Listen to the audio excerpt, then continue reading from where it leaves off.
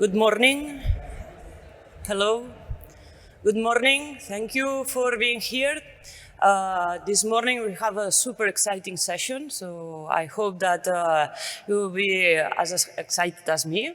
I encourage you to ask questions at the end of the talk, and if you give me permission, I will introduce the first speaker of the session. This is the biotechnology section, and we have with us, the pleasure to have with us, Daniel Rubin. Dr. Rubin is a critical care neurologist at Massachusetts General Hospital and instructor of neurology at Harvard Medical School. He cares for patients admitted to the MGH Neuroscience ICU, as well as after their ICU admission in the Neuro Recovery Clinic. He also cares for patients through MGH acute stroke and telestroke services. So whenever you would like to come, you can start your exciting session.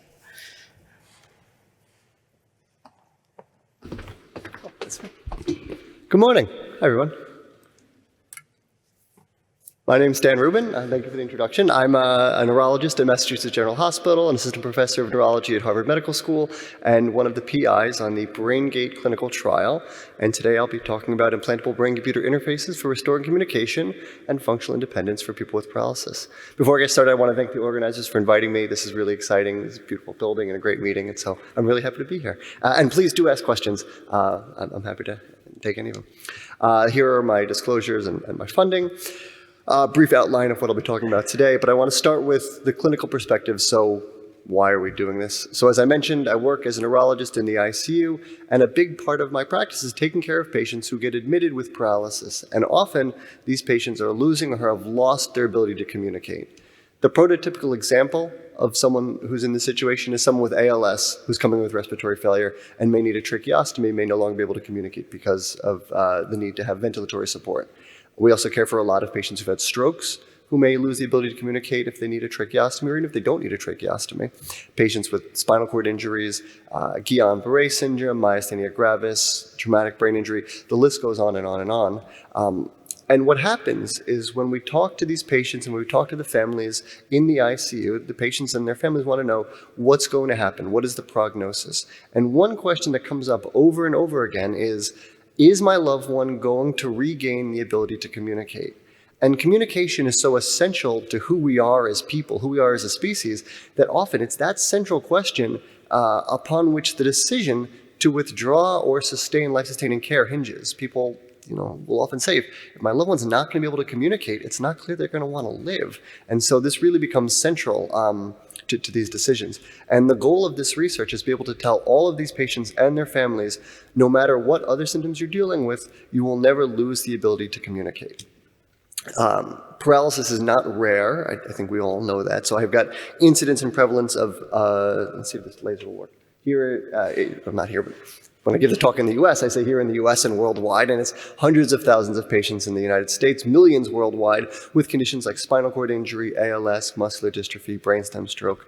And what's significant is that in each of these conditions, the cortical substrate of movement, so that is the cerebral cortex, the part of the brain that makes us us and gives us our thoughts and personalities and memories and intentions, is completely intact, but it becomes functionally disconnected from the muscles that actuate movement and that actuate communication.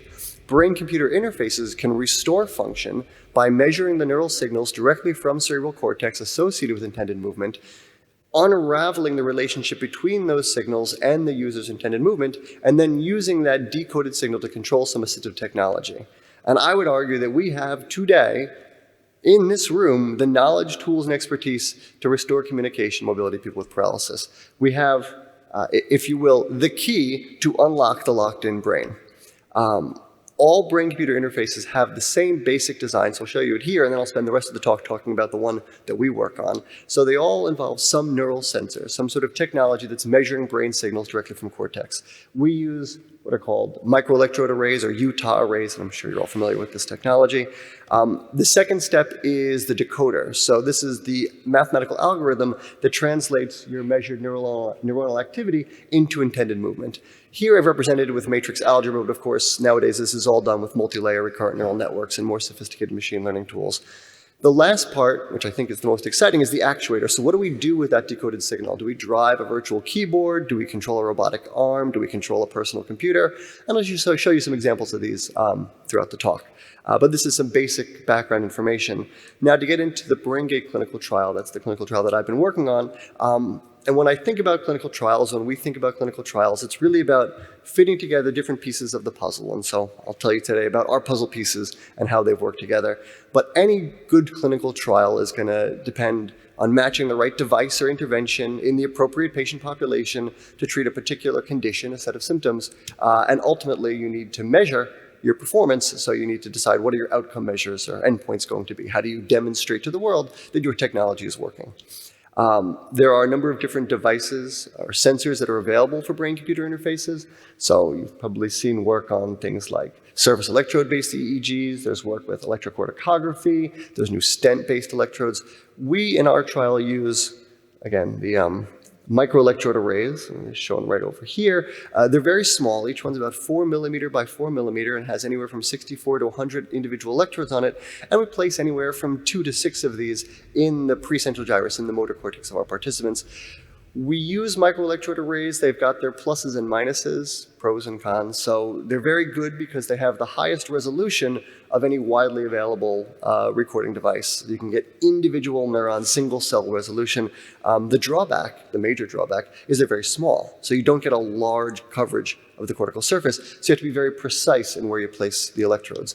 And so in order to do that, we do a lot of imaging up front before we ever actually place the electrodes in our participants. So if someone joins us in the trial, the first thing that we do is get a series of MRIs. We get a structural MRI, of course, and then a series of different functional MRIs that we overlay on that structural MRI to determine array placement. So the first thing we do is do resting state fMRI to calculate what we call Human Connectome Project, or HCP parcellations. And these use resting state fMRI to approximate the anatomic boundaries of the different functional areas of cortex, the Brodmann areas. And so what I'll show you here, it's a little fuzzy here. So this is the precentral gyrus coming right down here of one of our participants. And this has been parcellated into Brodmann area 4, primary motor cortex in blue, and area 6 in green, and area 55B in gray. And these are different functional areas that we think about placing our electrodes. We combine this with traditional task-based fMRI, where we look at the change in bold signal as we have our participants do different motor imagery tasks: open and close the hand, open and close the mouth, generate verbs for our participants who participate in speech and language research. We look for areas that have high bold signal. We combine them all together. We generate a pre-surgical map. So this is some of the planning that went into one of our participants, where we look at each of the different maps that we've generated, think about where we want to place our microelectrode arrays, those little squares here, and the wires that are going to connect into the pedestals. And then we go to the LR. And when all is said and done, we place our electrodes as close to as we can, based on the map and based on things like blood vessels that we see during the operation that may require us to move an electrode 1 millimeter to the left or right or so. But this is a post-op reconstruction of one of our participants who now has microelectrode arrays in both dorsal and ventral area 6, as well as in area 55. So you've got your device. Next, you need to determine your patient population. So in clinical trial language, this is your inclusion criteria. Who gets to be included in your trial? On the one hand, you want to make this as broad as possible so you can help as many people as possible, but at the same time, you don't want to be too broad, or you risk washing away any beneficial effect if there's a subgroup of that patient population that doesn't have the same outcome. For our study, that is the feasibility study of the brain-gate neural interface system, we enroll participants who have quadriplegia, that is tetrapresis, or severe dysarthria due to ALS, muscular dystrophy, spinal cord injury, or brainstem stroke. They have to be adults. And they have to have either progressive paralysis in the case of ALS, or have plateaued in recovery. So we don't enroll someone the day after a spinal cord injury. We wait at least a year to make sure that recovery is plateaued. And they have to, in our opinion, be healthy enough to undergo the implant surgery. One of the ethos that we adhere to rather strongly in our research is that it be patient-centered. And so we mean a number of different things when we say patient-centered research, but these are ideas like having broadly defined inclusion criteria so you can enroll as many patients as possible. There's obviously no placebo group for technology that requires brain surgery. Significantly, we don't exclude people who have advanced disease. And this is different from many other trials, particularly in the ALS space, where often they enroll people who are very early in the disease course because they want to use a small molecule or drug to alter the course of disease, and that's not what we're doing. So we enroll people who have very advanced disease, who use a ventilator 24/7. Importantly, all of the research actually occurs in our participants' homes. So other than the MRI and the surgery to place the device, all of the rest of the research happens where they live, be it in a private house or a long-term care facility. We bring our system to them, and we show up in their home twice a week to run our research sessions. These sessions emphasize our participants' priorities to the extent that we can. So for our participants who have a spinal cord injury but don't have communication deficits, we may spend a lot of time working on control of digital devices or mobility, whereas for our participants who have ALS and are losing the ability to communicate, we spend much more time focusing on communication as our goal. And then there are a number of ethical considerations that come up when we think about what's going on at the end of the trial. So people join us in the trial and they say, well, this seems very exciting, but what happens when the trial is over? Do I lose this device? What if I was depending on it? And so what we tell all of our participants is that at the end of the 1-year formal clinical trial period, we give all of them the option, the opportunity to reconsent for what is functionally the extended arm of our trial. They can reconsent for another 5 years of research. And then when they get to the 6-year mark, they can reconsent again for another 2 years and another 2 years after that, and so on and so forth. So we're never telling people that when this is over, they're going to lose this device. And almost all of our participants do choose to re-enroll at each of these time periods. So the indications. So what are we actually treating with this technology? And again, there's 3 main indications that we've thought about. The first that we spent the most time and energy on is communication. So I'll start with that. So again, our prototypical patient, our prototypical participant is someone, say, with ALS who's lost dexterous control of their hands and has lost the ability to speak, and so may rely on their eyes exclusively for communication, either with technology that can track their eye position as they look at a screen, or for people with more advanced disease, having a care partner hold up a letter board and they may be able to just blink yes or no as that person points to each letter. It's a way to communicate, but it's very slow and it's very, very labor intensive. So a much easier way to communicate, and one of the first routes that we sought, was just to give people the ability to control a computer cursor. And if you can control a cursor on a screen, you can type out letters on a keyboard.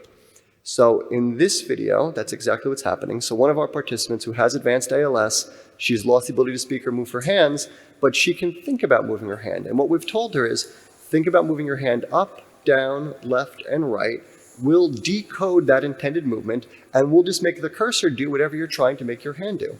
And then we ask her, for this video, we'd like you to copy the sentence written at the top of the screen using this keyboard. So there's a sentence up here. She thinks about moving her hand to each of the letters on the screen. When she gets to the letter that she wants, she thinks about squeezing her hand, and we decode that and we call that a click. And now she's got 2-dimensional cursor control, and she can click. She can do basically anything that anyone without paralysis can do with a keyboard. She can control a mouse. Of course, realizing that, there's no reason to just have her control this black and white screen. You can use the exact same approach and control really any consumer-grade technology, laptop, desktop, tablet, computer. So in these 2 videos, there are 2 participants. This woman on the left is the same woman from the prior video. So she has advanced ALS, but she's thinking about moving her hand, and she's controlling a completely unmodified Google Nexus tablet, writing an email. The gentleman on the right also has advanced ALS. He's searching YouTube, again, on a Google Nexus tablet. As far as these tablets are concerned, they're just being controlled by a Bluetooth mouse. They don't realize that that mouse is actually a Braingate system. And with this approach, they're able to communicate at about 40 characters per minute, which is much faster than either of them could control, for example, an eye gaze tracking system to communicate. Thinking about communication, we've often thought, all right, well, how can we go faster? 40 characters per minute is certainly much better than many of the approaches that are available, but can we do better? And one way that people communicate faster than picking 1 letter at a time on a computer screen is writing. And a couple of years ago, Frank Willett, who's one of the brilliant research scientists on our team, thought, we've gotten very good at decoding complex movements from the hand, beyond just 2-dimensional cursor control. So let's see if we can try something. Let's ask our participants to imagine holding a pen or pencil and just writing letters as if they were writing on a piece of paper. And let's see if we can decode the hypothetical tip of that imaginary pencil as they write and figure out what letters they're writing. And when we did that, it looked something like this. So these are basically the 26 characters of the English alphabet as decoded from someone's neural activity.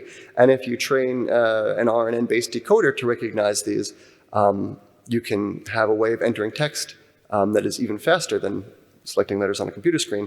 So here's a video of one of our participants. It's a little bit dim, but he's got a spinal cord injury. He can't move his arms, but we've asked him to think about writing the sentence that's written on the screen as if he had a pencil in his hand, and the computer's just detecting each character as they come up one after another.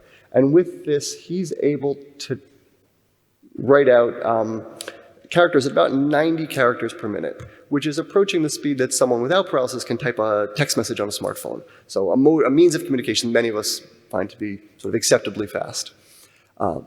So we were excited about this, but something that we've gotten even more excited about is decoding speech. So a way that we communicate that's even faster than writing, either on a keyboard or with a pen, is what I'm doing right now, which is talking. And so now about 3 years ago, we said, well, we've gotten quite good at decoding the intended movement of the hand, wrist, and arm, but what if we tried to decode the intended movement of the muscles of articulation, the muscles of the face and the mouth? And what if we could figure out what sounds someone was trying to make, what words someone was trying to say, even after they've lost the ability to speak? And so that's what this diagram shows here. So with our more recent participants who have lost or are losing the ability to speak, we actually place our microelectrode arrays slightly more ventral in the precentral gyrus, in the area of motor cortex that controls these muscles of articulation, and we ask our participants to try to talk, and we train our decoder to try and predict at every 10 milliseconds what specific sound are they trying to make, or to be more specific, what phoneme are they trying to produce? Phonemes are the smallest individual elements of speech. Phonemes are combined to make syllables, which make words. And so we have a running prediction of what phoneme someone's trying to make at every 10 milliseconds. This gets fed into a large language model that is trained on all of spoken English, knows what the last 5 words that were predicted are, knows what phonemes are predicted to being produced right now, combines those into the most likely next word, and then puts it on the screen. So that's how the system works. After a couple of sessions of training, at least in this one participant who we recently published on, the system was able to be accurate to about 99% accuracy. So 99% of the words were accurately predicted. So when the system's working, it looks something like this. So in this video, one of our participants who's sitting over here is going to be using the system. You'll hear he has advanced ALS, so it's very, very dysarthric speech, hard to understand. But we've trained the system to recognize the neural activity associated with his attempted speech, and we're going to put on the screen what he's trying to say. After he finishes each sentence, you'll hear the speech read out, and it's actually being read out in his voice. So what we're able to do is go back and get audio recordings from before he had ALS and use that to create more or less a deep fake or a synthesized digital voice that is his voice that'll speak out what he's trying to say.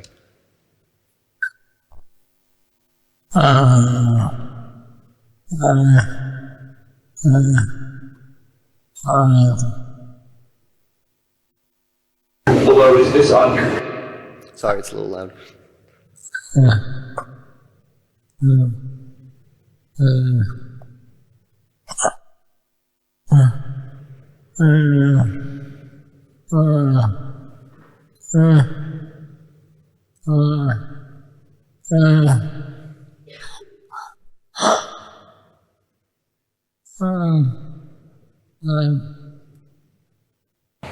I have been waiting for this for a long time.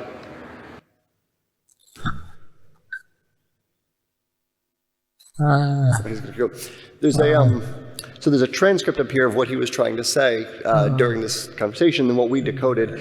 If you were to read this and you weren't in the room, you might say, I'm looking for a cheetah. That must be some sort of error of the language model. Why would somebody be looking for a cheetah in the living room? But what actually happened on this day was that his 4-year-old daughter walked into the room wearing a cheetah costume. And so he said that. Everyone was sort of caught off guard. And this was really special for this participant and his family too. His daughter was 4 years old and he was diagnosed with ALS sort of before she had memory. So she never really heard his voice. But then the computer system read it out in his voice. And so everyone in the family was really sort of choked up and emotional about that. And practically speaking, he now uses this system 24/7. So he's a 44-year-old man. He was basically being forced to retire because of ALS. He couldn't communicate. He was using an eye tracking system and it was very slow and laborious. But now he wakes up in the morning and his wife sets up this system. He uses it all day until he goes to sleep, and then they take it off, and he does it again the next day. And he's now working full-time. He uses the system to write emails, compose documents, and it's had a huge impact on his quality of life. We've also used this system with participants with more advanced symptoms. So in this video, I'll show you one of our participants who I think you can tell from the video has much more advanced ALS. He's basically incompletely locked in. So he has the ability to control his eye movements and nothing else. He's got no volitional motor control. He can't try to speak or can't try to sort of produce phonation. And he uses a ventilator 24/7.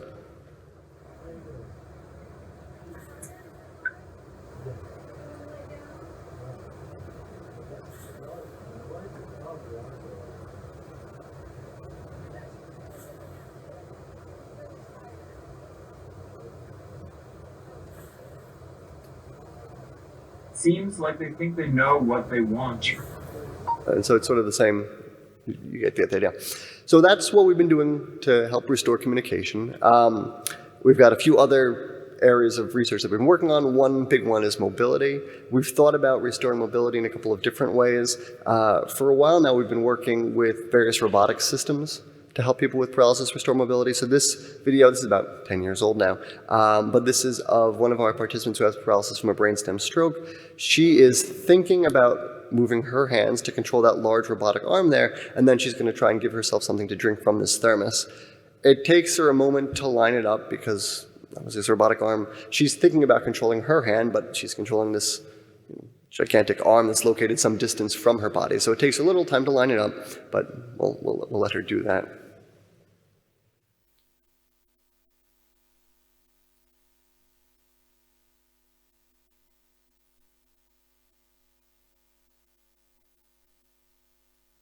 It's about turning her wrist, and here this was actually the first time she was able to give herself anything to drink under her own volition since her stroke almost 10 years beforehand. So she was very excited about this. Another approach that we've taken to restore mobility involves using a second system in addition to the Braingate system, what's called a functional electrical stimulation, or FES system. So this participant who had a spinal cord injury has Utah microelectrode arrays in his motor cortex, and also has a set of stimulating electrodes that are wrapped around the motor nerves in his arm. So he thinks about moving his arm, and that triggers the system to stimulate his own motor nerves, and so he's actually lifting and powering his arm under his own volition, again, for the first time since his spinal cord injury, and he's here demonstrating that he can eat mashed potatoes. So this was also very exciting for him. The most recent approach we've been taking, and I'll pause this a moment just to set it up, is with something we call wearable or soft robotics. So those giant robot arms I showed you 2 videos ago are very cool, but they aren't really practical. They don't scale. They weigh a ton, they cost a fortune, and they're really big and hard to move around. And the FES system works for some participants, but wouldn't work for someone with ALS, for example, whose disease is caused by a loss of motor neurons. But what we've got here is a new system we developed of soft or wearable robotics. So it's clothing, basically, that's filled with pneumatic actuators, little air balloons that inflate or deflate under control of an external motor, which in our hands is then controlled by the Braingate system. So this participant who's got a spinal cord injury, who doesn't have any intrinsic movement in his hand, is thinking about moving his hand into different positions, and you'll see he'll be able to. Let's see. Yeah.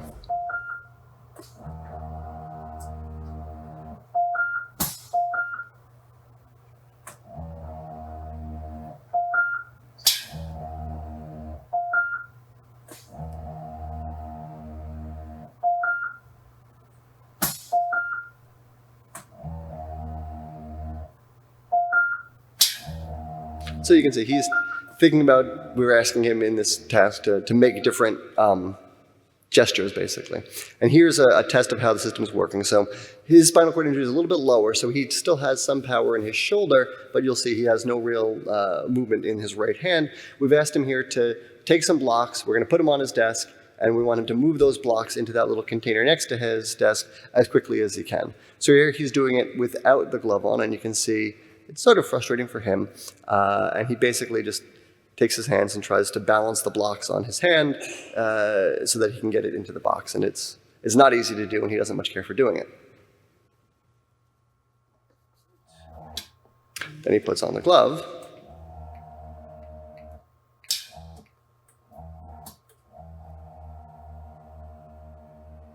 You'll see for the first one, he takes a minute to sort of think about lining up and how to do it, and then once he does that, he's got the hang of it, and then it goes pretty quick. And you can see he'll be able to do this task much faster with a glove on. Now again, he's got residual power in his upper extremity. Some of our participants don't.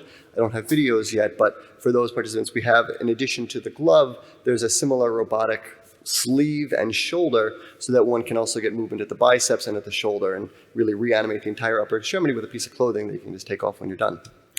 The last thing to mention is this concept of functional independence. And this is a bit more esoteric, but the idea is basically all of our participants, and even people who aren't our participants, but when we talk with people with paralysis, they tell us anything that they can do for themselves without having to ask someone else for help can mean a big improvement in their quality of life. Stuff that they didn't think about needing to ask for help for before they developed paralysis, now they need someone else to do. And if we can restore their ability to do it on their own, that can be pretty meaningful. And so we've thought about this in a couple of different ways. This is a simple example, but this is one of our participants using the wireless configuration of our technology to control Pandora in his bed before he goes to sleep. So it's hard to see him here, but he's actually lying here in the foreground. This is his pillow, this is his head. It's very, very fuzzy. The key is that you can see the screen. But he's lying in bed, controlling his music before he goes to sleep. Not what any of us would necessarily think of as a game-changing aspect of one's life, but being able to sort of figure out what music you're going to listen to while you're lying in bed before you go to sleep without having to ask somebody else to flip through your catalog and change this song or do that song, that's an improvement in quality of life. That's a real sort of mode of independence. As another example, this is another one of our participants who's using the system to control multiple different devices. So we developed a little app, basically, more of a control panel. We call it Braingate Home.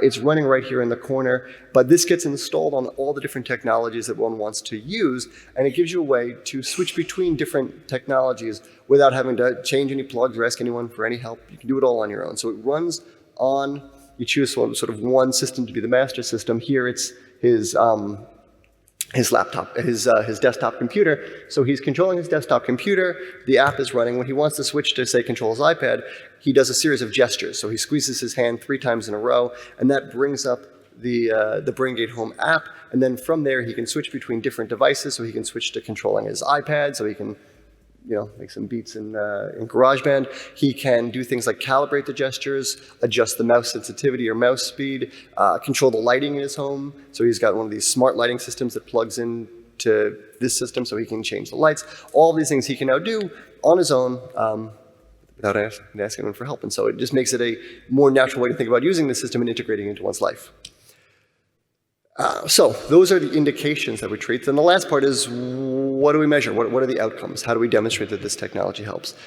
Now, the FDA, which is the US regulatory body for medical devices, thinks about outcomes for devices in sort of 3 main categories, what they call functions, feels, survives. So function is how well does the device actually do what you say it's going to do. Feels is what sort of benefit does the user perceive from it? Do people want to use this? Does it improve their quality of life? And then survives is there a measurable improvement in health outcomes?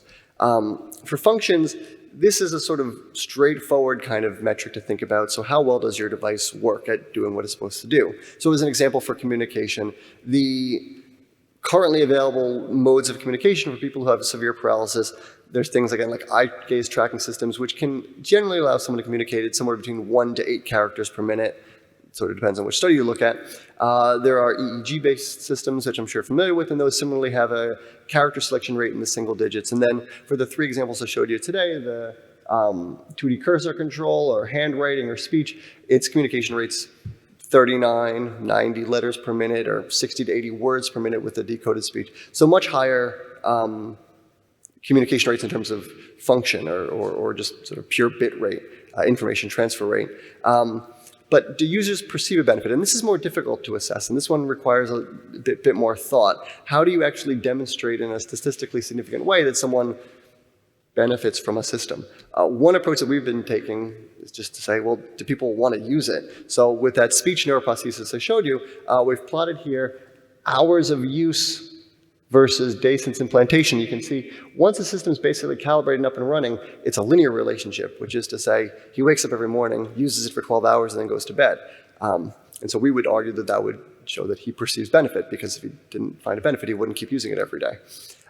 There are other more validated metrics that people have used to answer this question. Often they involve patient-reported outcomes, questionnaires, surveys, and these can be useful from a regulatory perspective, but become challenging from a statistical perspective because we're dealing with trials of very small numbers of participants. So we have to sort of think carefully about this, but there's a number of other ways that one can show benefit.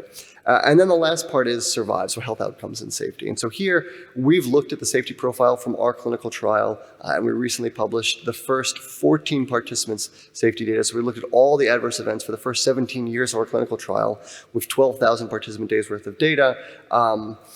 The upshot is basically that this seems to be comparable to any other implanted neurotechnology, deep brain stimulation, responsive neurostimulation of the neuropace for epilepsy. In our study, of the 342 adverse events that were logged over the first 17 years of the trial, the vast majority, 80%, were completely unrelated to the study device. These were things like urinary tract infections, pneumonia, things that are common to people with paralysis. We did have 68 device-related adverse events, but significantly none of them required us to remove the device. No one had increased disability. No one had to leave the trial because of an adverse event. No one died because of an adverse event. There were no intracranial infections either, which is one I didn't write here, but it's an important one. And in fact, half of these were really just related to skin irritation or tightness around the site of the implantation, which is to be expected. The two most significant adverse events that we did note were two participants who had a seizure in the perioperative period, so about 4 days after the device was placed. Significantly, both of these participants, separate from the injury that got them enrolled in our trial, also had a history of traumatic brain injury, which we know increases the risk for seizure. They also were both in the trial before it was standard to give all participants an anti-seizure medication as part of the surgery. We've since changed our protocol because neurosurgery has evolved, and it's worth noting that both of those participants received an anti-seizure medication, had no further seizures, and participated in the trial one participant until he decided to leave the trial at about 2 years, and the other participant is still enrolled and doing great. So although they were significant, they don't seem to have had a big impact on the ability to use the technology and participate in the trial. So the last 2 minutes, I just want to offer my thoughts on the futures of this work. So this is where we've been. And so this was a review paper that came out earlier this year by Michelle Patrick Kruger and some of her colleagues, published in Nature Reviews Bioengineering, basically documenting every single clinical trial of a human BCI system to date, really that's ever been conducted. It's an exhaustive review, and for anyone who's interested, it's really a great place to get started in learning about the field. The key to showing this figure is to demonstrate that all of these research groups, with one or two notable exceptions, are all from university laboratories like ours. These are all academically sponsored clinical trials. But where we're going and where the field is moving is towards industry-sponsored trials. So there's a number of startups in the US and worldwide who are now developing technology that they're going to move through feasibility and pivotal studies towards regulatory approval. We at Mass General Hospital in Boston have been working with them. We established the IBCI Collaborative Community. So this is an FDA-sanctioned group where we at Mass General, along with academics from around the world, are getting together with leaders from these different industry groups to collaboratively identify and validate the endpoints that we're going to use and establish best practice guidelines for all of the upcoming clinical trials so that these devices can be moved towards regulatory approval and soon will no longer be only available to people in clinical trials, but could be available to anyone with paralysis who could benefit. And that brings me to what I think is one of the most exciting aspects of this field, is where we go next. So once these devices are approved and are become part of clinical practice, we're going to need to figure out how do we care for these patients. So how do we determine which patients should get a BCI, what type of BCI is right for which patient, what sort of assessments need to happen before the device is placed, what sort of assessments do we need to continue to do after a device is placed to make sure that it's being used correctly and safely. And that's a lot of the work that's happening in our neurorecovery clinic at Mass General, which is part of our Center for Neurotechnology and Neurorecovery, which is right over here, which is where my office is. With that, I want to thank all of you for being here and listening. I want to thank all of our participants. We couldn't do this research without them. And I want to thank the huge team of neuroscientists, engineers, researchers, and everyone who makes this possible. It's a giant team. So thank you all.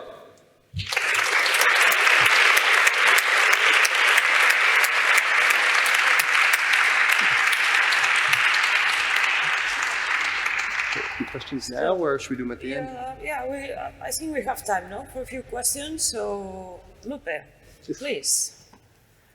Here, over there.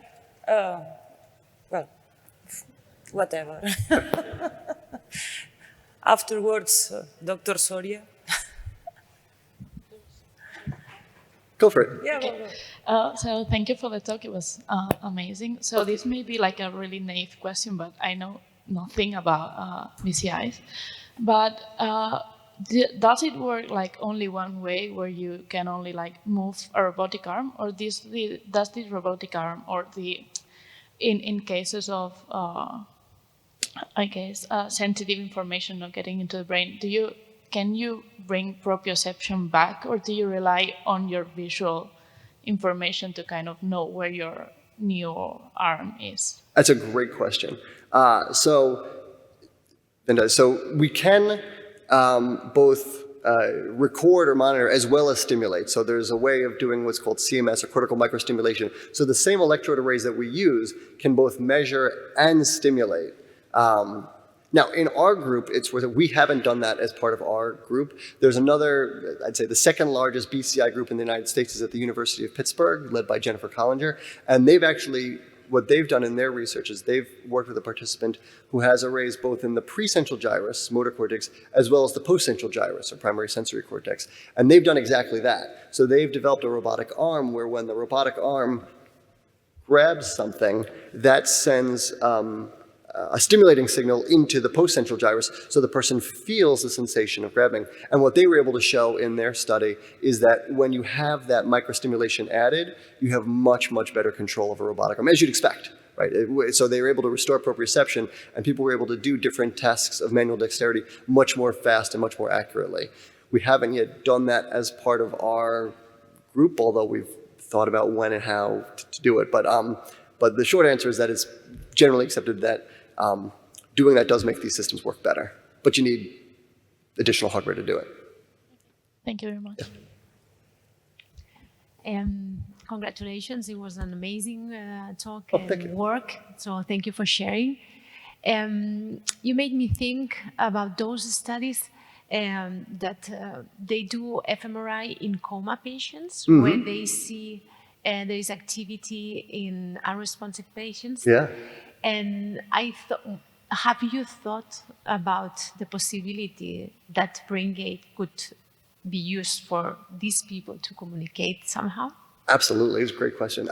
We have thought very deeply, and we've worked actually. So Nicholas Schiff, who's at Cornell Medical in New York City, at least in our region, has led a lot of this research. And so for those who aren't familiar, the idea is that for patients who've had, say, a severe traumatic brain injury, they may clinically at the bedside appear to be in a coma, unresponsive.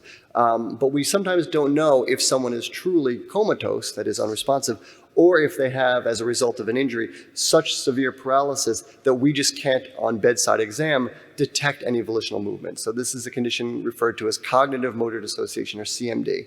And so someone appears to be comatose, but they're actually not comatose. They just have such severe paralysis that they can hear everything you're saying, but they can't move anything to respond. And if you take someone who has cognitive motor dissociation and put them in an fMRI machine and ask them, think about moving your right hand to swing a tennis racket, you'll see activation of the left motor cortex like you would in someone who was awake. Whereas someone in a coma, you wouldn't see that because they wouldn't be hearing you.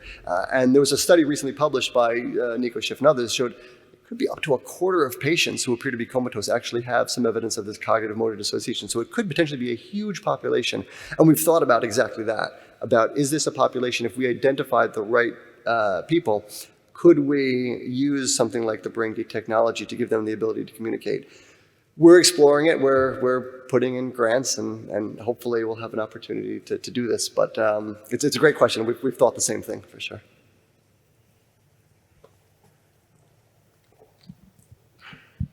Hello, thank you a lot for the talk. Oh, my pleasure. How about the cost of this, and how far actually we are by having this in our homes and besides the experimental setting? Sure. Can you ask her one more time? I think. Like, how expensive this is? Oh, the cost. Like how close is to a lay people? Yes, it's a great question. The short answer is that right now, it's very expensive. So there's, it's very expensive to do the MRI, it's very expensive to have the brain surgery, and then the technology itself is not cheap. The goal of getting this through regulatory approval, this is not a system that we anticipate is going to be paid for out of pocket by anybody. The notion would be this will get approved by the FDA that is in the US that says that this is a safe, effective technology. And then the second set of regulatory approval that has to happen is with, at least in the US, is with the insurers. And so in general, the way it works in the US is that the Center for Medicaid and Medicare Services, the CMS, determines whether or not they're going to cover a medical device or a technology. And then generally the private insurers follow suit. If Medicare covers it, most of the private insurers will. And so that's where these questions about outcomes become really important. Let's see if I can find I don't have a good slide for it, but this is what this collaborative community is all about. And so it's industry leaders, academics meeting with the regulatory people and the people from CMS because we want to get this approved. And we want, we anticipate as a medical device it's something that, insurance is going to cover, but we have to demonstrate that this has a meaningful impact on people's quality of life, otherwise it won't. And then all this will be for naught. So we're hopeful that we can make a convincing argument. And last question. Okay. Oh, sure. Yeah. Thank you a lot for the talk. I really enjoyed. I have more a technical question. So you target the cortex, but you use a multi-electrode array, so which is pretty small. So how difficult or how easy it's to know where you place exactly? So you mentioned about fMRI that you measure, but is it known, like, okay, for this kind of patient that has a specific disability, I need to go this place or another one, or it's how you select it, or at the technical level? Yeah, it's a great question, and it's one that we're exploring different ways of thinking about. So right now, we don't know. We've never wanted, the way to find out would be to do the fMRI or do the, HCP parcellations, see what lights up. And, right now we've always put our electrodes right where we see bright spots on the bold signal because it seems to us that contains the most information. We've never intentionally placed an electrode somewhere that there is no bold signal because we wouldn't want an electrode not to have any good data. In general, it seems the more electrodes we place, the better a signal we get, the more we can record. We're using Utah microelectrode arrays, but I wouldn't consider us to be wedded to that. If there was a better technology available that gave us single neuron resolution, but the ability to record from a much larger area, we'd probably pivot to that if it was available. Because the short answer is we just don't know. We do our best, but really no way to know for sure. Okay, so I have a very short question, but I'm sorry, I have to ask. Of course. So, in a molecular way, so have you observed, I don't know if you have a follow-up post-mortem studies in these patients, I don't know, but did you observe or you expect to observe any regenerative hints or kind of characteristics, because you are activating circuitries that were not active at that time. So after all this use with the device, are you expecting some kind of regeneration of these circuitries or these neurons, or I don't know, recruitment of new neurons, whatever? That's a great question. I honestly don't know. We've done post-mortem studies in the preclinical space to demonstrate that the devices are safe and biocompatible, and we've done a little bit of post-mortem in a couple of our participants, basically for a safety perspective, demonstrating that this doesn't cause widespread gliosis or scarring, which we sort of anticipated because we still get good signals after years, so we wouldn't anticipate. But we've never really explored or thought about how we would look at the specifics of the circuitry. I don't have the slides here. We do know from a functional level that we are very much changing the circuitry, and it's a different talk that I give, but diving more into some of the speech work, we've got some data that I've got on some slides that show that after using the speech BCI, just over the course of a day, doing different sort of speech training exercises, that individual neurons will change their tuning. And so with one of our participants, he didn't have any trouble. Our decoder had a lot of trouble distinguishing between voiced and unvoiced phonemes. So when you produce a phoneme, a lot of stuff happens in your mouth. So your tongue has to be in a particular place, your lips have to be in a particular place, and you have to, depending on which phoneme, either vibrate or not vibrate your larynx to produce the sound. And so there are some phonemes that are voiced, unvoiced pairs. They're the same phoneme, they vary only in whether or not the larynx is vibrating as you speak. So the T sound is unvoiced, whereas the D sound, the duh, is voiced. And you have to, you vibrate your larynx, you can feel it vibrate. So anyway, our decoder couldn't detect the difference between that very well for one of our participants, the one who uses the ventilator, probably because he has no residual laryngeal control. But we did a full day of practicing on voiced versus unvoiced pairs, and we actually saw that about half of the channels we were recording from now had much sharper tuning curves specifically for these pairs. And so, as you'd expect, the brain does still learn, but we haven't sort of looked at it under a microscope. Okay, so thank you very much. It has been a pleasure, so thank you. Thank you.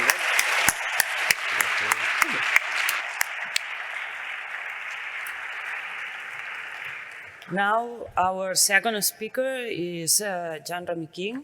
Thank you very much for accepting the invitation. So, Jean-Rémi is a CNRS researcher at École Normale Supérieure in Paris, France, and is currently detached to Meta AI, where he leads the brain and AI team. This team aims to identify the brain and the computational basis of human intelligence with a focus on language. So, with any more delays, so welcome, and you can start your talk. Thank you very much for the introduction, and thanks to the organizers for putting this meeting together. It's really exciting to be here. It's also very exciting to follow Dan's presentation. All right, before I start, I wanted to make sure I spent some time on the most important slide. The work I'll be showing you today is the product of a wonderful team I have the chance to work with at Meta, but also in tight collaboration with academia, with whom we design the experiments and who collect the data. Right, so the human species is unique in its ability to communicate through language. Kids from a very young age can learn to understand and produce words and sentences they've never heard before. And this is really unique in that we don't see this ability in any way comparable in any other species. So that means that there exists a very specific brain circuit, neural circuit, which is dedicated to the building bricks of language and the control of our thoughts and for communications. All right, so the typical recipe that neuroscientists have been following over the years to try to understand this neural circuitry is to rely on existing theories. So typically in the language community, linguists and neurolinguists and all of these disciplines have thought of formalizing language as a hierarchy of processes. So typically in the context of speech, you have the acoustic wave that arrives onto your cochlea, which is transformed then into the spectrotemporal modulations. Then it is discretized into meaningless units that Dan already mentioned, the phonemes. And these phonemes can be assembled into meaningful units, like morphemes and words. And then these words can be combined with very specific rules that we call syntax or grammar to produce the meaning of the sentence, which is more than the sum of its parts. All right, so that's what theorists tell us. And for each of those different levels of representations, neuroscientists have tried to design experiments to try to identify whether there exists brain correlates of each of those different levels of representations. So for instance, in the case of phoneme, there is a very famous study by Nima Mesgarani and Eddie Chang from back in 2014, where participants implanted with intracranial electrodes listen to natural speech, and the authors here show that in the superior temporal lobe, in superior temporal gyrus in particular, you could find electrodes that systematically correlate with phonetic features. So if you have a B versus a P, you can find an electrode that distinguish this particular type of feature. In the case of word-level representations, you have a variety of teams. Here's an example from Alex Huth and Jack Gallant from Nature in 2016, where participants listened to stories in the fMRI scanner. And they could show that different brain areas correlate with different lexical features, whether it's a word which represents visual items or social items and so forth. And maybe as a last example, here from Christophe Pallier and Stan Dehaan, participants, again, an fMRI study, participants listened to sentences that were specifically modified along two types of dimension. Is a syntactic dimension. The sentences had constituents that were more or less large, and semantic dimension by using pseudo words. And they could show that different areas correlate with these two different types of features. And the point of this slide is not for you to sort of get a specific grasp of each individual detail, but to give you a sense of how this neural correlates of language is being approached in the field. And this approach has been tremendously fruitful. There is really now thousands of studies following this kind of recipe. And the risk that the scientific discipline face is a risk of having a large set of phenomena which are difficult to combine into an integrated theory and explain why only us humans have the ability to produce language. But we don't have a unified theory for the brain basis of language. And there is a potential resolution to that challenge, which is the rise of large language models. Now, for the first time in our history, we have models that can produce and to some extent understand language in a way that we didn't have before. But of course, this is a big challenge, right? Because the way by which these language models are built are nothing to do with what we're interested in the brain. They are built for engineering purposes, typically for industrial applications. All right, so what I'll try to show you today is that we can actually try to do this systematic comparison between the language models that are being built in academia, but also in industry, and the way by which the human brain functions in response to language. The approach is pretty conceptually simple. The idea is to simply compare the activations of deep neural networks to the activations of the brain in response to the same speech or the same language input, to try to see whether these activation patterns are in any way similar or dissimilar. So here is an example where participants were listening to natural stories in the fMRI scanner. I'm trying to see whether I'm missing a slide, or slightly putting the authors in the second slide. The participants are listening to natural stories in the fMRI scanner, so it's a pretty chill task for a cognitive science experiment. I'll give you a sense. J'étais bien plus isolé qu'un naufragé sur un radeau au milieu de l'océan. Alors vous imaginez ma surprise au lever du jour quand une drôle de petite voix m'a réveillé. Right, so you can imagine that's for cognitive science. Pretty nice. At the very exception, of course, that for those of you who haven't been in an fMRI scanner, this is a pretty intense noise background that is superimposed onto this sound. So what we thought of doing, or rather was what Juliette Millet and Charlotte Kochte did while they were doing their PhDs, is to do a systematic comparison between the activations that are elicited in the brain while listening to natural stories from 417 participants collected through a variety of public data sets to the activations of DeepNet, which is known as Wave2Vec 2.0.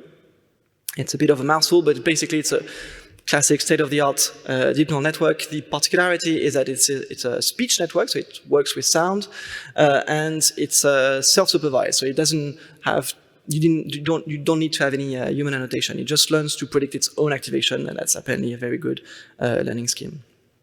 And the goal here was to try to see whether these Wave2Vec 2.0 activations in response to the same speech sounds, like the little print that I just showed you, are in any way similar to the fMRI bold responses to these stories. All right.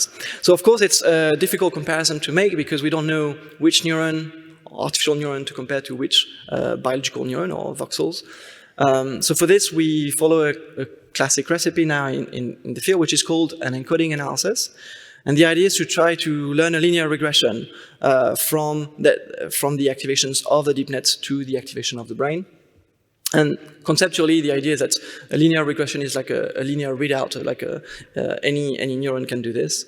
So if you have a linear regression which can predict brain activations from the activations of the deep net, it suggests that you have the same geometrical structure in the two systems. So here is an example to try to get you a sense of this. On the horizontal axis is time from the beginning of the story. On the vertical axis is the amplitude of the bolt signal measured with fMRI. The black line is the actual measurement, and the red line is the result of that linear regression for one specific voxel, which is here cherry-picked. And you see that the two lines are not exactly identical, but they tend to go up and down kind of the same way. And so that means that in response to the same speech sound, this particular virtual neuron in the deep net tends to behave like the voxel that we selected here in the brain. All right, so that's for one voxel here in the superior temporal gyrus. We can do this analysis for every individual voxels in the brain. And because we have a lot of participants, statistical analysis are not a problem anymore. So you see that most of the brain is significantly correlated, let's say, with the activations of this deep net, which in its sense is not that interesting. What is more interesting is to do this for each layer of the deep net. So as you know, the deep nets are organized as a hierarchy of artificial neurons. And so for each voxel in the brain, we can try to do a simple test. Is the activation in the brain similar to layer 1? Is it similar to layer 2? Is it similar to layer 3? And then we can color code which layer in the deep net is most able to predict the activations in the brain, is most similar to this particular voxel. And we end up with this off-the-top 3D rendering, which is the actual same data as this, where we have a pretty clear gradient from the primary auditory cortex over here to the, let's say, in this case, anterior temporal lobes and prefrontal areas as well, parietal areas. And so what does that mean? That means that the bold response measured here in the primary and secondary auditory regions, they tend to have activations which are most similar to the first layers of the transformer, whereas the, let's say, anterior temporal lobe or the prefrontal areas tend to have activations in response to speech, which are most similar to the deepest layer in the network. And that to me is, I must say, still mind-blowing, because the deep net has not been designed to resemble the brain, right? The goal is just to, in this case, to predict its own activation. So that means that if you follow a simple optimization strategy, you end up with an algorithm which has a functional hierarchy, which is remarkably similar to the brain hierarchy. And it can also evidence something that we expected, but sort of miss a lot of data about, that there exist sub-hierarchies, for instance, here in the prefrontal cortex, starting from the larynx areas and going up to IFG. All right. So that's an anatomical alignment, right? Anatomically speaking, with fMRI, we can show that the activations of a deep net trained to process speech learns a hierarchy of representations, which corresponds to the hierarchy of the brain. What about time? So fMRI, as you know, is not really well resolved in time, but we can do this very same type of analysis with magnetoencephalography. So this is a non-invasive recording techniques which measure the fluctuations of magnetic fields elicited in the pyramidal cells in the cortex, in the postsynaptic potential of the cortex. It's very well resolved in time, about 1,000 snapshots per second, but the measures that we have are scalp measurements, so it's very difficult to analyze, but you can follow a pretty standard source localization pipeline to try to infer where in the brain are these magnetic fields most likely to be generated in. And so we applied this kind of analysis to the brain responses of participants who are now reading sentences in a so-called rapid serial visual presentation mode. So the words are flashed one after the other, like once, upon, a time, and so forth. And this is data that was collected by Jan-Matthijs Schoffelens at the Donders Institute. And on average, what you see is that the brain responses to the onset of a word triggers a classic response from the back of the brain, early visual areas, climb up the ventral and dorsal stream, activate the prefrontal cortex, and within 400 milliseconds, ignite the whole left hemisphere and ultimately dies within the superior temporal lobe and frontal regions. So let me show you this again. Visual response, back of the brain, ventral, dorsal stream, premotor areas, left hemisphere ignition, and ultimately it dies off. All right, so this is an average brain response to word onset when you read a word. this is the typical activation that are being elicited. Now the whole goal is to try to see whether, at a single trial level, we can see whether the patterns of brain activity are in any way similar to the different parts of deep neural networks.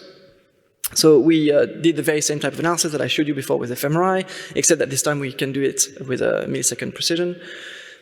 So after the word onset, around 100 milliseconds after its onset, we see that the activation patterns in the brain, they tend to correlate with the activations of convolutional neural networks. So neural networks, in this case, trained to recognize captchas. So deep nets that are trained to build perceptual features, but have no way by which they could learn to read in the sense of extracting meaning, because the only stimuli that they've seen are meaningless words. Right, so these early visual responses seem to be correlated with these visual embeddings. If we wait a bit more, we see that this effect propagates along the ventral and the dorsal visual pathways. And now we see that around 200 milliseconds, we have a change of color over here. And this is because now we have two effects. We have activations in the brain which are correlated with visual embeddings, but also with word embeddings. So, and word embeddings are a different type of deep net representations, which are known to capture semantic properties for words. And this is very interesting to observe this, because this area over here is known as the visual word from area. This is if this area is lesioned, you lose your ability to read. You can drive, you can plan, you can recognize faces, but you won't be able to read anymore. And so here we see that this is an area where we have a perceptual code which is being transformed into a lexical code. If we wait a bit more, we'll see that this green effect, this correlates with word embedding, propagates massively to the left hemisphere. And it peaks around 400 milliseconds, which is believed to be the time at which semantics of words is mainly accessed.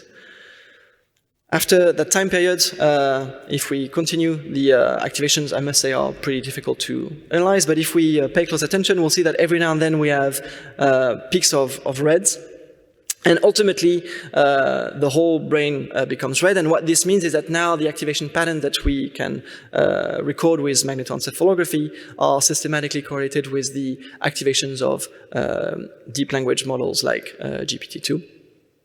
And if you wait long enough, the correlation with the visual embeddings and the word embeddings just fully disappear, and you're only left with the correlation with contextual word embeddings.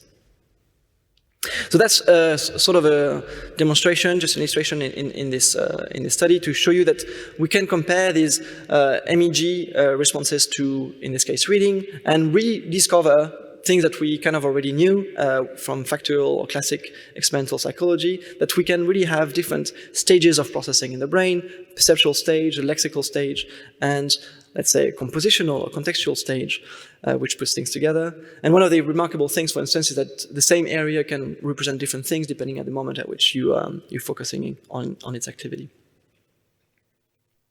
All right. So this is in the adult human brain. And one of the big challenges, of course, is to try to see whether we can push this to children.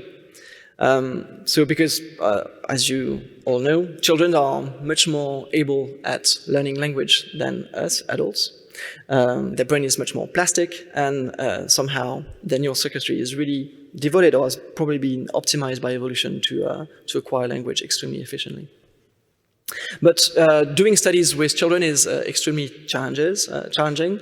They move a lot.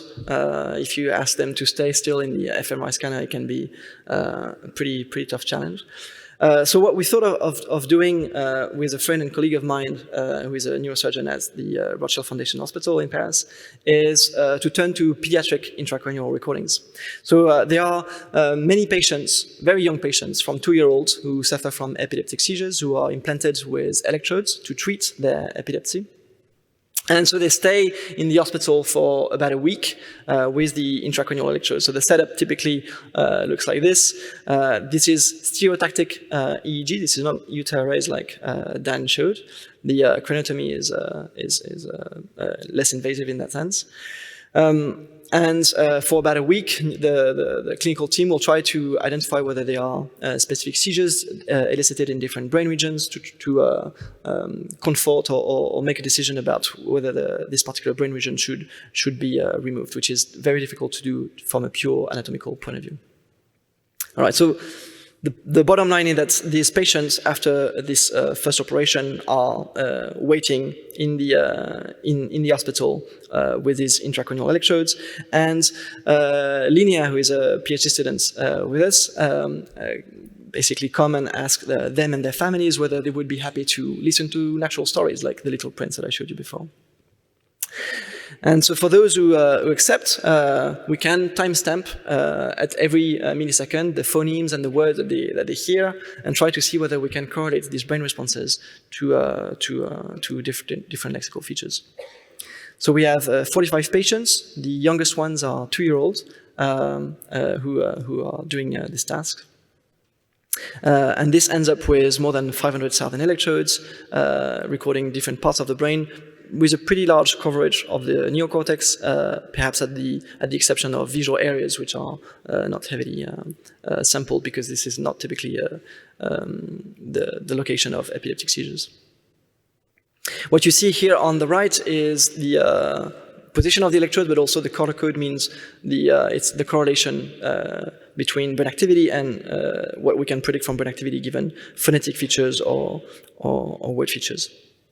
And you see that this works even in the youngest participants, here 2-, 3-, and 4-year-olds. All right, so what do we see? We see that if we do this correlation with phonetic features, we have very sharp responses. So T0 is the onset of phonemes, and the y-axis, the vertical axis, is the correlation with brain activity. And so we have something which is around 500 milliseconds of brain response, which apparently represents phonemes in the brain. This is a much more sustained response when we look at word-level features, like what type of word is it? Is it a noun? Is it a verb? Is it frequent? Is it rare? And what is quite remarkable is that these effects are relatively similar across age groups. And that emphasizes something that is already known from behavior, which is that very young children at year old already have a pretty mature, let's say, cognitive systems to process and understand language. But now, for the first time, we have a direct neural correlate to that. Right. So, in young children, like in adults, the superior temporal gyrus successively builds phonemes and then words in a more sustained fashion. Now, we can do the same type of analysis that I showed you before, not with these lexical features that are proposed by linguists, but with the representations of deep neural networks like Wave-to-Wake 2.0. And we basically recover the same type of effect, where the first layers have representations which are correlated with sharper responses than the deepest layers in the network, and these effects are relatively similar across age groups.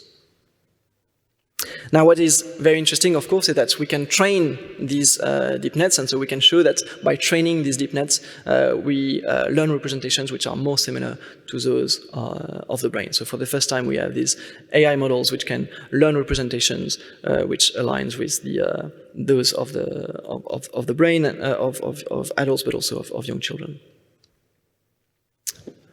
All right, for the sake of time, I'm going to skip the production part. Right. So this is a so-called encoding analysis. So the comparison between the representations of the deep nets and the representations of the brain is done in a sort of in one direction. So you take the activations of the deep nets to predict the activations of the brain, and that's very useful for many methodological reasons. But there is obviously the alternative direction which can be employed to try to decode brain activity. Given the brain signals, can I recover a variety of features and potentially reconstruct speech? So this is what we thought of doing with Alex Desfossés, where we build a pipeline where participants listen to natural stories. In this case, this is non-invasive recordings, magnetoencephalography. This part of this data was collected with Laura Williams when I was at NYU. And the idea is that we learned to align the activations of the MEG with the deep net to the pre-trained activations of Wave-to-Wake 2.0 with a contrastive learning scheme to try to identify at each moment of time the most likely spoken sound or the most likely words that were presented to the participant.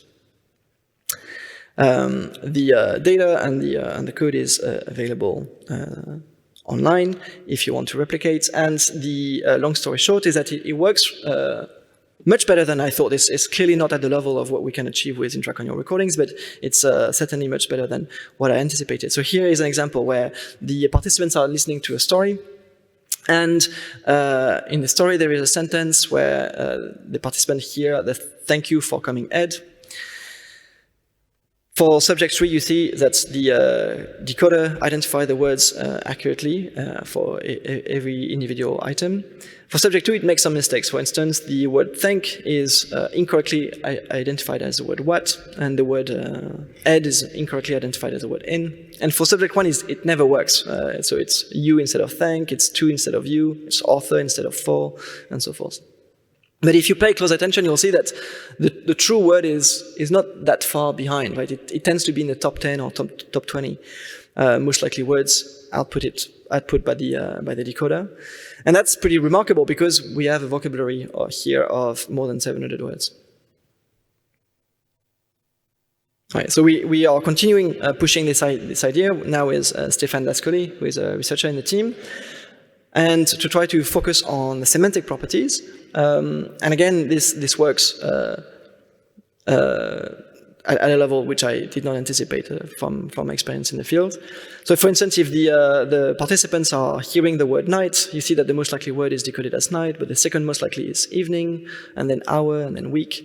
If it's the word which, it's which, whether, while, where. If it's extraordinary, it would be extraordinary, uncompromising, exceptional, absolute. So these you can see do not necessarily share like the low-level properties, but do share a lot of low-level properties in the sense of how the words actually sound, but they do share a lot of semantic features with regard to the true word. All right. So this idea of trying to decode semantics from the brain needs not be limited to language. In fact, one of the whole game in the theory of language is to try to articulate these language processing to the other modalities of cognition. Should it be memory or should it be perception, vision? Because you want to be able to talk about what you've seen, talk about what you memorize. And so one of the efforts in the team is to employ the very same tools for other tasks. So here is a study that we published this year led by Johan Benchetrit and Hubert Banville, where we use the very same type of architecture. The data is different. This was collected through the Things initiatives led by Martin Hedvart, where participants are watching images in the image scanner. And the goal of the DeepNet is to try to reconstruct those images solely from brain activity. So one of the challenges, of course, is that unlike words, which are a finite set, images are in infinite sets. And so you need to use a generation module to be able to regenerate images that are likely given latent representation that you are decoding. And it's far from being correct. If anything, it's always incorrect, right? So the images which are being decoded from the image signals are never quite identical to the true images. But they do share some very interesting properties. So for instance, if you have a bee, it's like a flying animal. If it's a horse, it's a furry mammals, I would say. If it's tomatoes, it's like a reddish texture. If it's cheese, it's tofu, which for a French person is clearly a mistake. If it's a panda, it's a black and white bear, which doesn't exist, which is an interesting thing because black and white bear means that presumably, I mean, if we go a bit perhaps too far, suggest that the decoder has been able to pick up the black and white low-level properties as well as this notion of bear, which is close to panda. All right. Now, if you do the same thing with ultra-high field fMRI recordings, and here this is the data collected by Alan and colleagues, this works even more impressively. So here the participants are watching images for 5 seconds at a time in the scanner. There are up to 40 hours of recordings per participant, so it's quite a lot of data per participant. But the images that can be reconstructed are already pretty aligned with the true images that the participant watched. Okay, so what I try to show you today is that we can do this comparison between AI models that are developed completely outside of the field of neuroscience to the brain in a systematic fashion.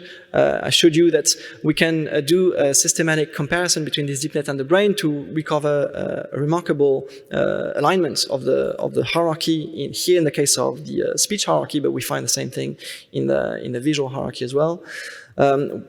This need not be limited to fMRI. You can do this with intracranial recordings or with magnetoencephalography to get the timing, and also try to do this across the developmental stages of our cognition. And finally, I showed you that when we do the reverse, we don't try to predict the brain from the AI representations, but to try to predict these latent representations from the brain data only. We can use it to decode words and even images, and to some extent the semantics of these perceptual inputs. So the goal here is to, if there is one message to take home is that, yes, we can use these deep nets as tools like any other scientific disciplines, should it be from protein folding to astronomy, or even for BCI. We can use deep nets to process complex data and use this as sort of a statistical toolbox on steroids. But in a much more deep fashion, I think, for our discipline in neuroscience, we can use these AI systems as a theoretical framework to try to unify the principles of intelligence and of learning and of information processing in your systems, which is really radically changing the way we can approach these big questions. All right. I want to end with, let's say, a modulation note on that optimistic view, which is that we're clearly not there yet, right? In the case of language, it's very clear because kids learn with a very small amount of words. We hear on average about 13,000 words per day, so it's just a few millions that are required for our language acquisition.